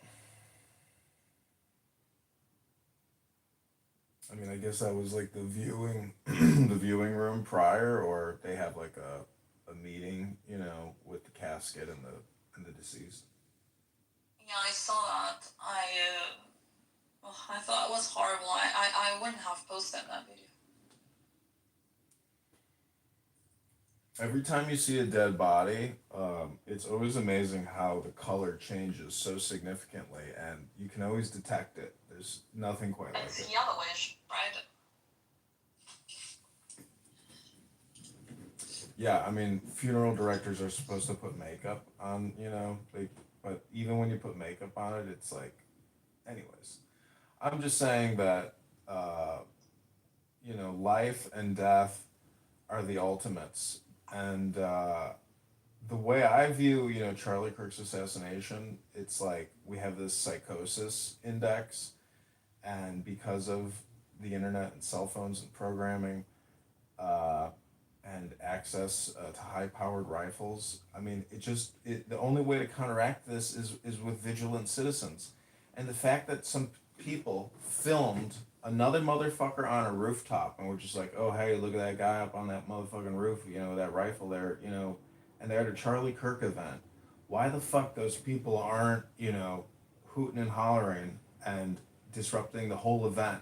As soon as you see somebody on the roof, like, why isn't somebody screaming to stop the entire event and everyone run? So vigilant citizens who can detect evildoers and can prevent these tragedies prior to an actual shooting event.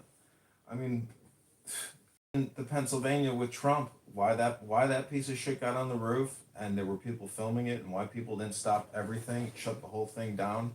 I mean, sometimes it takes the loudest person in the room or somebody at least with some command presence to dictate the situation, because they're that effing loud. They disrupt congressional hearings all the time with pink activists disrupting testimony and etc. So your voice matters, and if you see something, say something.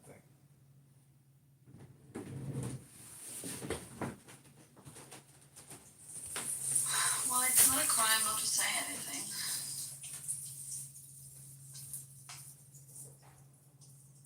He's my favorite watermelon. Yes, Chorizo, how are you? Stop defaming me in the chat.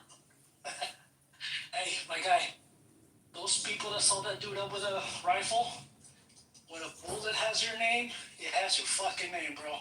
You ain't getting away from that. And that bullet has Kirk's name all over it. It's unfortunate. I mean, we are all saying like, oh my god, maybe this could have, but can you imagine? I bet that he was close to maybe being shot some other times, in other places. And he might have gone out alive, But I doubt that this was the first time. Yeah, exactly. You know how many other instances these guys were set up? They just never had the chance. They saw the clear shot. Like I said, that bullet had his name on it already. Yeah, these guys must have tried already to kill him, but he was either lucky or it was prevented or whatever. I doubt this was the first time they were after him. And I bet it's the same thing with the other guys, with the Ben Shapiros and Michael Knowles and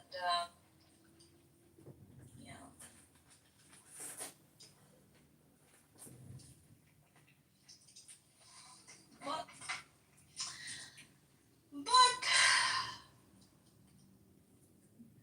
poor Charlie Kirk. I've been asking. I hate to get off topic. I've been asking Grok a lot of questions, and I gotta say, Grok is extremely woke, and it's unbelievable that you think it's gonna have like this ultra conservative bias or something, but it's not. Grok is extremely liberal in its opinions, but I think it's really because that's the source of all the information. It's just indexing the internet, and the internet is just full of woke opinions. But it's like very anti-American and anti-patriotic. But it does provide a great ability to do compressions and summaries, and do extractions from larger documents. So it is a really useful tool in analyzing large amounts of information and taking compressed extracts from it. Yeah, I still prefer ChatGPT, to be honest. I mean, for work at least, I do prefer ChatGPT. I think it's much better. I use Claude sometimes, but I think the features, even on a paid subscription, are very limited compared to what you can get with ChatGPT. So I might stop paying for it.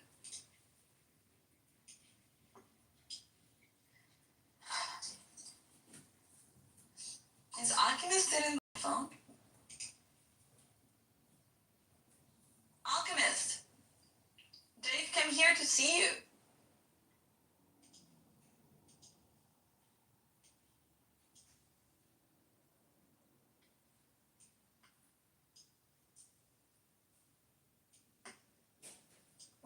working on, Andre.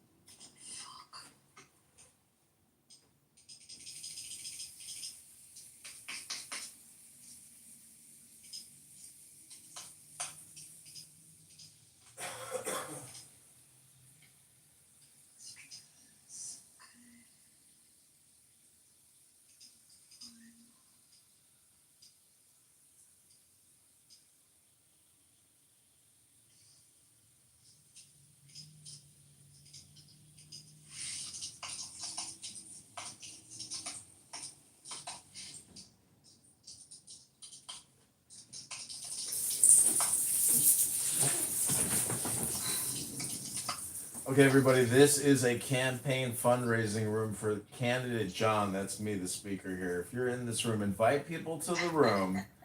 Click that link above. If you meet the donation rules, send $5, $10, 10, not 11, 10, not 9.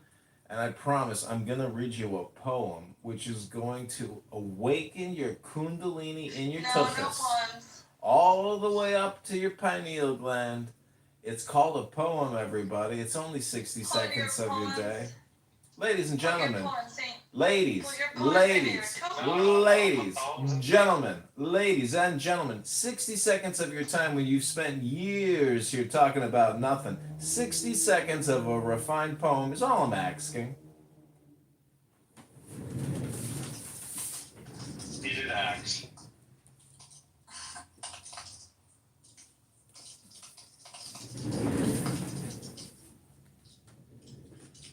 Okay, this is your poem. Democracy, daughters. Ferocious fascism, cackling communism, equally frauds cavort crazily all over Clubhouse. They are hemming us in. They are abortive births of the Clubhouse child. Liberty stirs once more in the womb of time.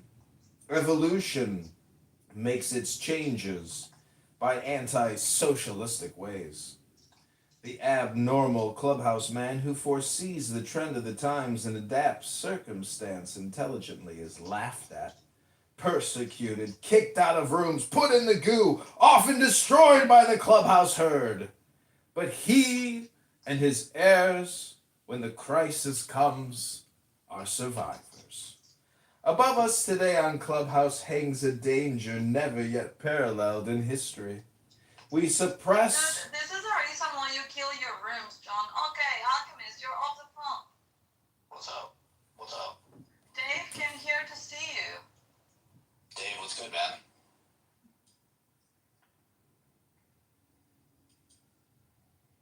How are you? I haven't been in the Bitcoin. Okay, I'm trying to figure out if I want to be in a room with John or not. I didn't just come here to see you, but it is good to see you. Yeah, man, you too. Yeah, I haven't been in the I'm a dangerous person. Dangerous person for recording your never-ending Bitcoin rooms? Are you guys talking about nothing, Dave? Shut up. Why are you a dangerous person? He's not mentally stable. No, he is actually. He just plays like a crazy man in the No, he's not mentally stable. Have you heard his interview? He's running for Congress. He posted an interview in the chat. You know, David, it's a kingly thing to be evil spoken of. Are you projecting when you say I'm not mentally stable? No, Are you not mentally stable? He's doing it to me, son. This is my fundraiser room, Dave. How dare you come in here and insult me, sir? You're no gentleman. You're nothing but a Bitcoin pork chop. Dave, you troll people all the time. Why are you gonna get upset with someone trolling? Yeah, I haven't been in the Bitcoin rooms because every time I do, I get kicked and I get treated like a... Who kicks you out? Andrew kicks him out. He said perverted things about his children. He's so full of shit. Did you? What the fuck? No, I didn't do that. What the fuck? What did you say about Andrew's children? What the fuck is he talking about? No, I didn't. That's weird as hell. No, I did not do that. Andrew doesn't like me. I don't know why. Why doesn't he like you, according to you? he thinks I'm stupid, I think. So, I don't know. He thinks I'm dumb. Okay? I like Is he wrong? Yeah, he is, but I don't know. Maybe I am. I have no clue. But I don't think so. He just doesn't like my opinions.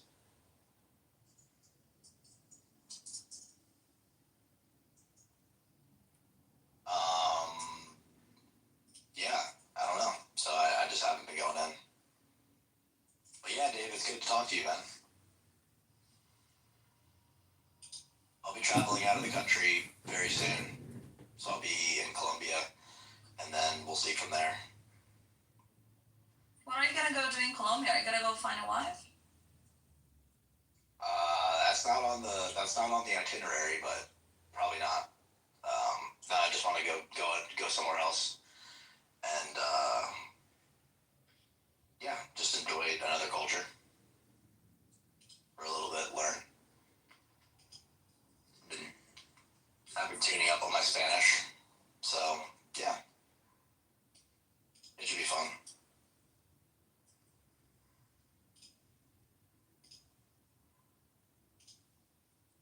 How old are you, Alchemist? Me, I'm 28. Oh, you're a kid. How old are you, Issa? I am old as fuck. How old are we talking? Do I have to say? No, you don't have to. Yeah.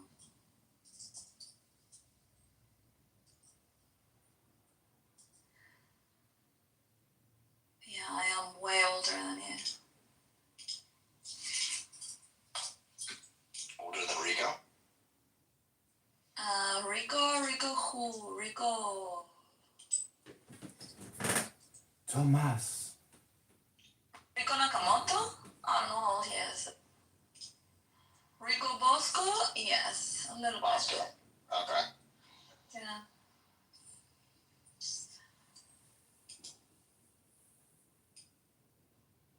I think I was like 5 years older than him.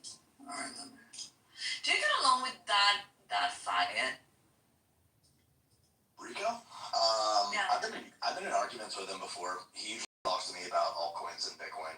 Like he usually said, we get into like fun debates about crypto, but yeah, he's an alright dude. He's fine. He's never done anything to me. Yeah, he's never given me a reason not to like him.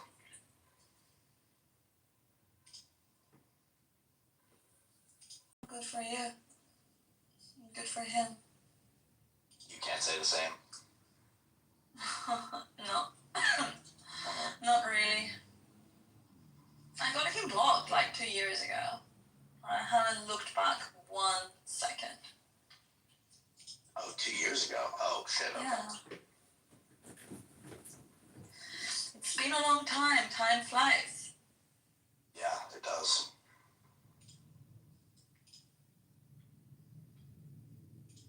But yeah. You know what he did to Issa, right? Yeah, I do. Okay. What did he do to me? He made a dishonest woman out of you. Exactly. It took the last few years of fertility that you had and wasted it. Hey, when are you implying that I'm not fertile anymore? I don't know. You said you're very old. Yeah, well, You did say that. I'm not dry yet. but yeah, I'm old. But yeah, it was 2 years wasted with that faggot.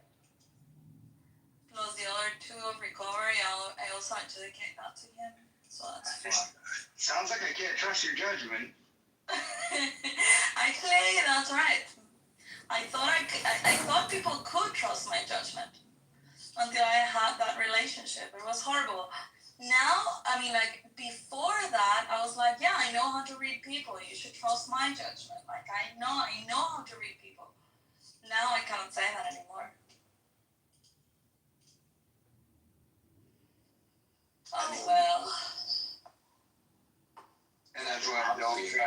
John Kitover.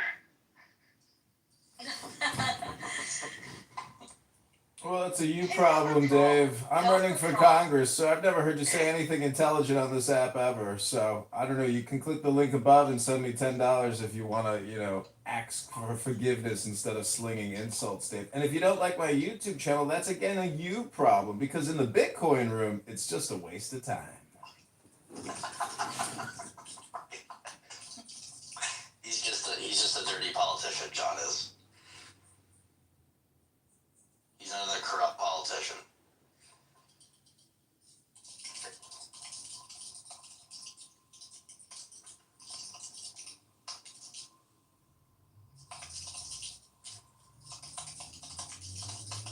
Yeah, getting voted in Congress will only make me distrust you more, John. So.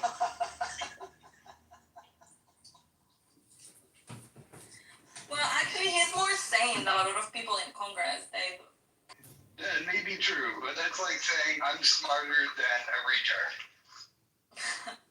No, but honestly, I think that if you had spoken seriously with John, you would see that he is just a troll on Clubhouse.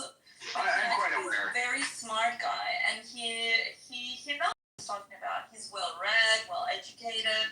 He's very eloquent.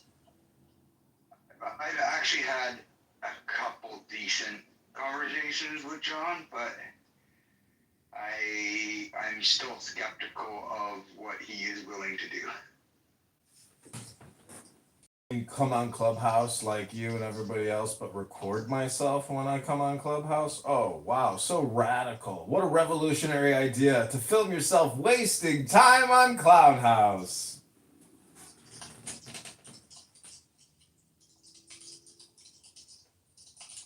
Yeah. Somebody might use that to report you to authorities.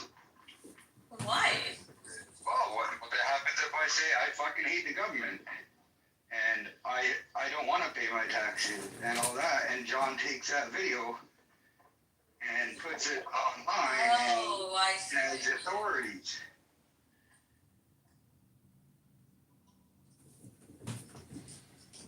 Well, I like patriots. Just saying that you don't think people should trans themselves is enough to get you shot, so. So what you're saying is you want to protect your anonymity from being conservative. You're afraid to be publicly conservative. I'm not that conservative, my friend. So you don't want to pay your taxes. Oh, so you love the trannies and you hate paying taxes. Got it. I hate the trannies and I don't want my taxes to pay for anything to do with them. I obviously don't want to pay taxes. Well, the truth is nobody wants to pay taxes. I'm more of an AMCAP than anything, and I think we had a good discussion about this at one point. Listen, the city of Chicago just spent millions of dollars surveying 1,000 people to find out whether or not they want to pay more property taxes. We all know what you're saying, Dave. It's not fucking groundbreaking. And I'll submit, you've never said anything intelligent I've ever heard. Okay. We did have one good conversation that got cut short once, but I think Dave's a pretty intelligent guy. He just wants the government out of his life. Is there anything wrong with that? No, that's intelligent. But go ahead, Dave. Say something else that's intelligent.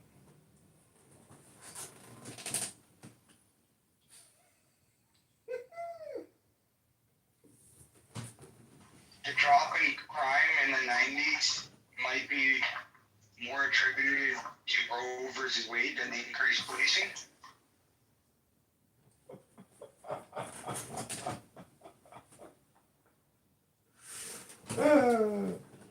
Okay, anything else intelligent, Dave? Because I am trying to gather intelligence on this app. So please say anything else intelligent. Thank you. Actually, Dave's one of the smartest guys on the Bitcoin rooms. That's definitely true. Yeah. Definitely not. I'm sub 80 IQ. He's smart, he's grounded, he is, he's got good values. And he also lives on a farm, which gives him extra points.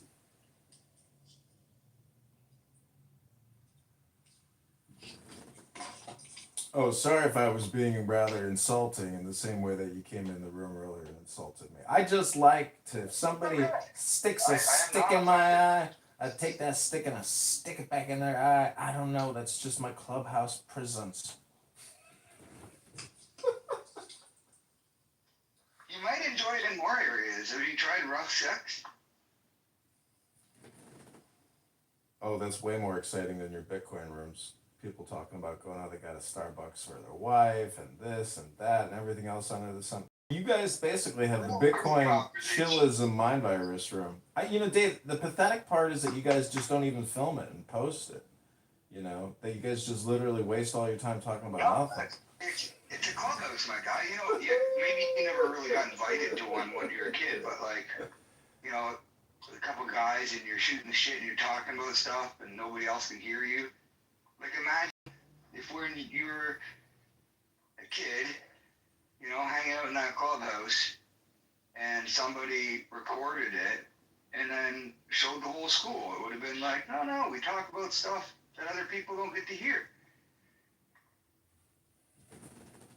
You know what's interesting? I realize it's the internet. Anybody can record it. Yeah, you're in a public space, in a public room, talking about nothing. People are going to record you guys being dummies. So the point is, do you realize that Google isn't even taking my stuff down because they know that citizen-on-citizen surveillance is ultimately the future of surveillance? It's not automated surveillance and automated police response or automated, revenue investigator response. That's not true automation. What is going to happen is Americans are going to spy on Americans, and Canadians are. This is what's already happening. I'm just merely doing it publicly.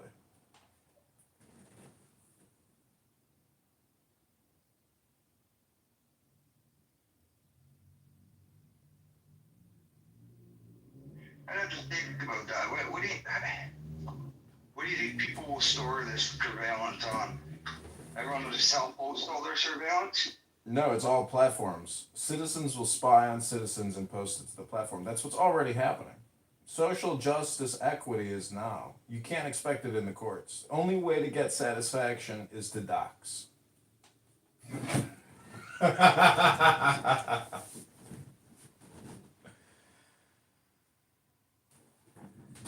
You're absolutely crazy if you think you can come on the internet now and be anonymous. It's utterly impossible. The digital footprint, you're just tied to whatever you communicate. This yesterday. Oh, really? Well, it's now right now. Did you know now is a compression of yesterday? So, I got a goldfish. What's the name of your goldfish? What are you talking about, John? Well, that's my point. What's this fucking guy talking about? Nothing. Is this the way you try to gain voters? Because you're not doing a really good job. No, this is a roast app. You didn't know that, Issa? You either get roasted yourself as the speaker or you roast other people. Welcome to the room, Buttercup, our next roast participant. We're going to turn her into melted butter and put that butter over Dave's steak right there. What do you think about that, Issa? Have you ever watched a video, John, the Democracy Diner? No, I've never seen it. Oh, it's on YouTube. You should go watch it. That's how I feel about voting. Well, sometimes you're going to have breakthrough candidates. I have voted. Generally, I avoid it. Well, if you can meet a candidate who questions authority and thinks for himself, and is nonviolent, that person can be your teacher. That person can be your leader. I'm one of those individuals who can lead. I've led. I've been in the military. I've been an officer and a leader in the United States Army. I've been a leader in corporate America and digital communications. I know how to have a conversation without talking over people, just like you, Dave. I'm an adult, not a child, Dave. Did you get discharged from the military and what for? I was medically discharged from the United States Army on Fort Huachuca, Arizona, while serving in active duty training, Dave. I was injured, Dave. I was injured, Dave. I was injured. Dave, I can talk all day, but you can click the link right now. Oh, you live in Canada. You can't contribute. That's a bummer, Dave. But anybody in America who's listening to this campaign message right now, go to johnforcongress.com or click that link above right now. You're becoming annoying. Why were you discharged? I told you I was medically discharged in August of 2020. I was medically discharged and I'm not finished speaking. Why are you yelling at me? And why do you keep cutting me off in my own fundraising room, Isa? Stop yelling at me, señorita, por favor. Háblame. Pasivo, por favor. No hablas inglés. Señorita, I am not going to do your room if you're going to keep talking over me with Dave. He's a mental. This is a waste of my time if all you're going to do is... I know it. It's a waste of my time if all you're going to do is interrupt me trying to tell your answers to your questions. You're acting like a faggot. Don't do that. It's not me who's acting like a faggot. It's you and Dave who keep interrupting me, señorita. Is that the reason you got discharged? Because you're crazy?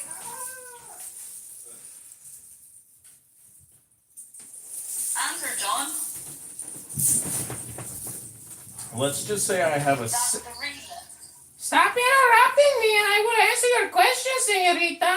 Let's just say I have an oppositional defiance disorder to loud-mouthed women and stupid people, including stupid men.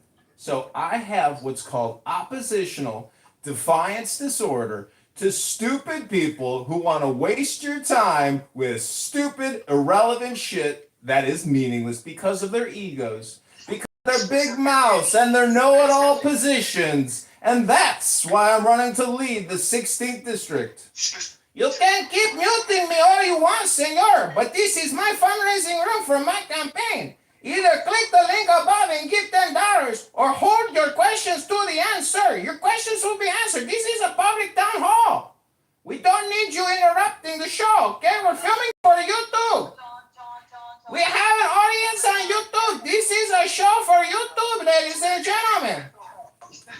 Let's work on your mental health. If you want to kill the person who was in charge of you in the military, that was a black female.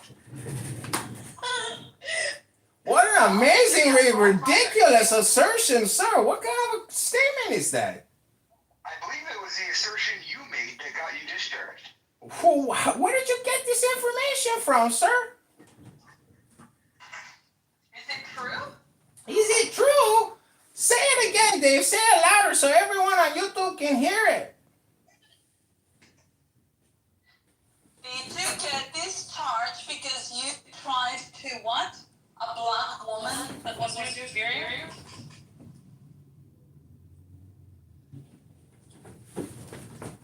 Well, he tried to hook up with her? What do you know? He wanted to kill her.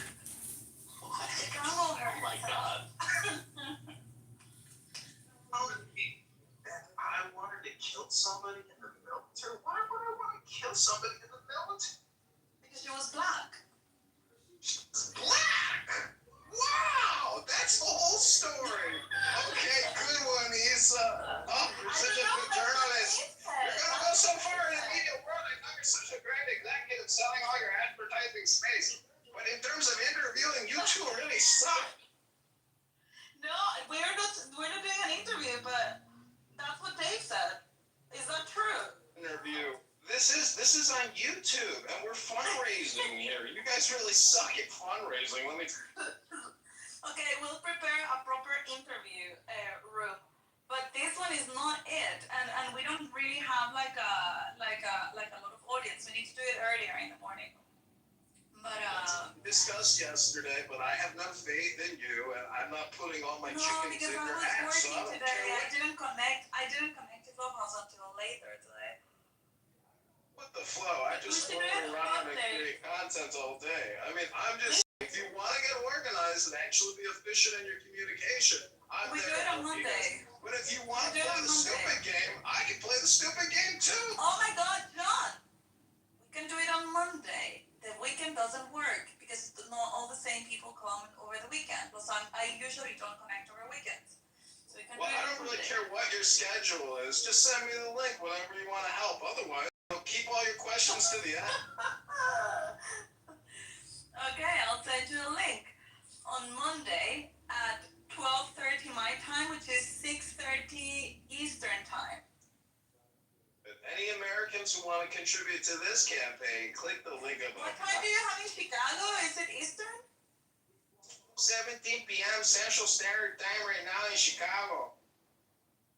No. What is your time zone? Is it Eastern, West? If you had to vote for governor of Chicago or Illinois, would you pick John Kitover or Nick Fuentes, Isa? Oh, John, 100%. Oh my God.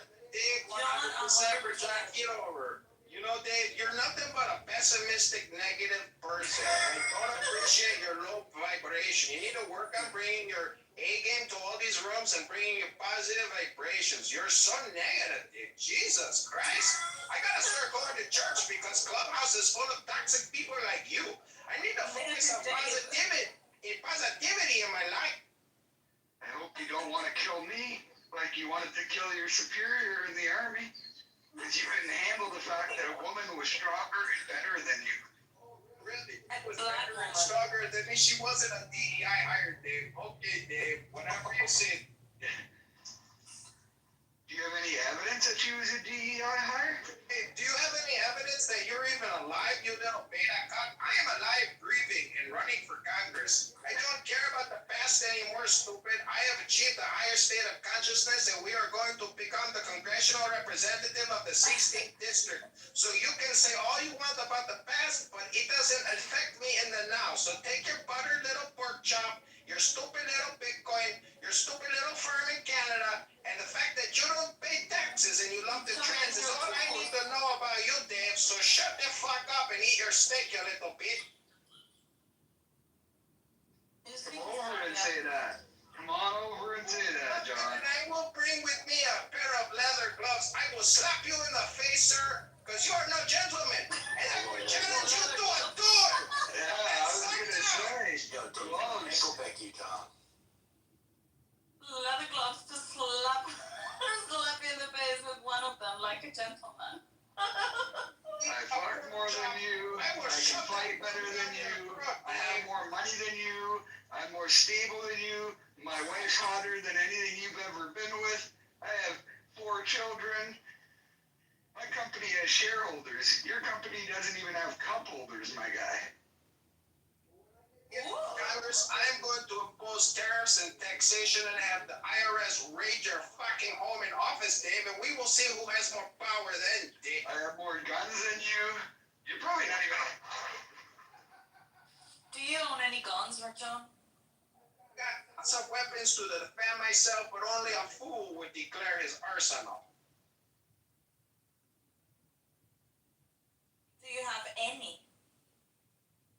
It's not. No, only a fool would declare his full arsenal. I am going to have a criminal tax investigator from the IRS kick your fucking door in, Dave, and we are going to tax the shit out of you because you're nothing but an unpatriotic little bitch, as I said. So if you haven't given $10 yet to this campaign, click that link above. This is entertaining content, ladies and gentlemen. You're not going to hear any other exclusive content like this in other rooms, just in the itty-bitty Titty Committee, put on by the ESL room leader, Isabella, an advertising account executive working with a syndicate of Arab terrorists to put advertisements at soccer events digitally real time. You are mentally unstable sometimes. This is called comedy. People don't know art when they see it because they're such bad critics. This is called artwork, Issa. I am a comedian, an actor, a filmmaker, a politician, a veteran. Sorry if I'm everything, but some people like to have fun. And I am most likely going to get on that ballot in March, and it will establish my credibility as a politician. So, Dave, You can keep running your loser fucking Bitcoin rooms 9 hours a day, 40 hours a week. I don't care. I will film it and put it on YouTube because I think that that's where the value is. In putting you in a catalog library where you put, oh, you silly little bitch. Get on a ballot as, and that's credibility. The Marcel beat primary, Dave, and I bet you your wife isn't very hot, and I bet you don't even have more money than me. So take your bullshit, Dave, back to your fucking Bitcoin room, bitch.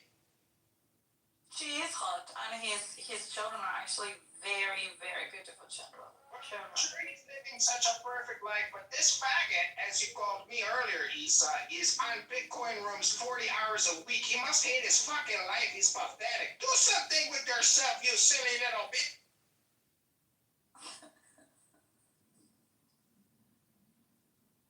And there goes your fundraising.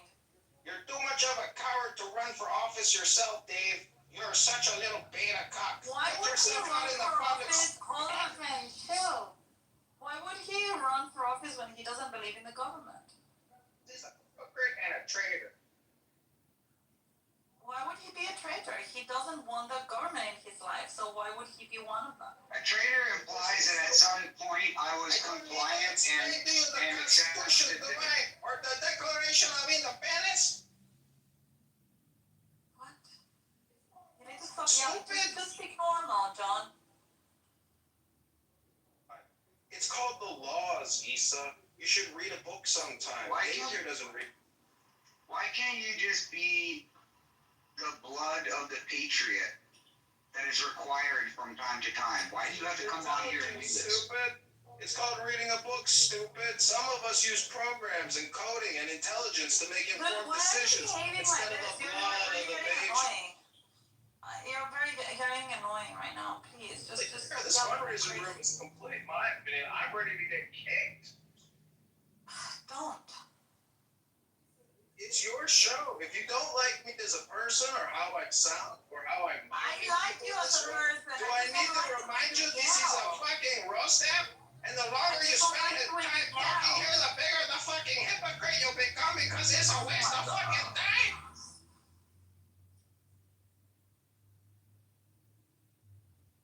He's on YouTube. He's on me recorded. It's a show. It's a comedy show.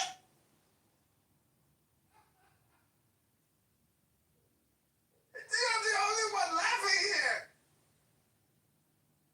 Alright, but I'm okay, cool. Yeah. Okay, fine. I mean, look, when you do Naam Simran, am I saying that right? Is that okay? Well, Like, right. So when that purifies your mind, and, you know, gives you. Making a complaint about something that his estate has in a fucking book that has been proven it's there. Like, what's next? Go sue his fucking estate. Go sue Epstein's estate. They said it was yours.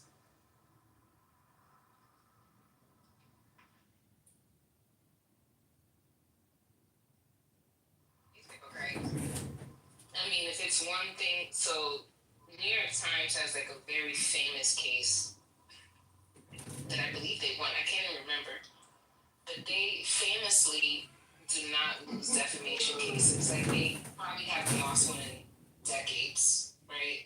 Because this is what they do. They know the rules by now, right? And if it's true, you know, you can publish it, right? And especially Donald Trump is a public figure. The bar is very high to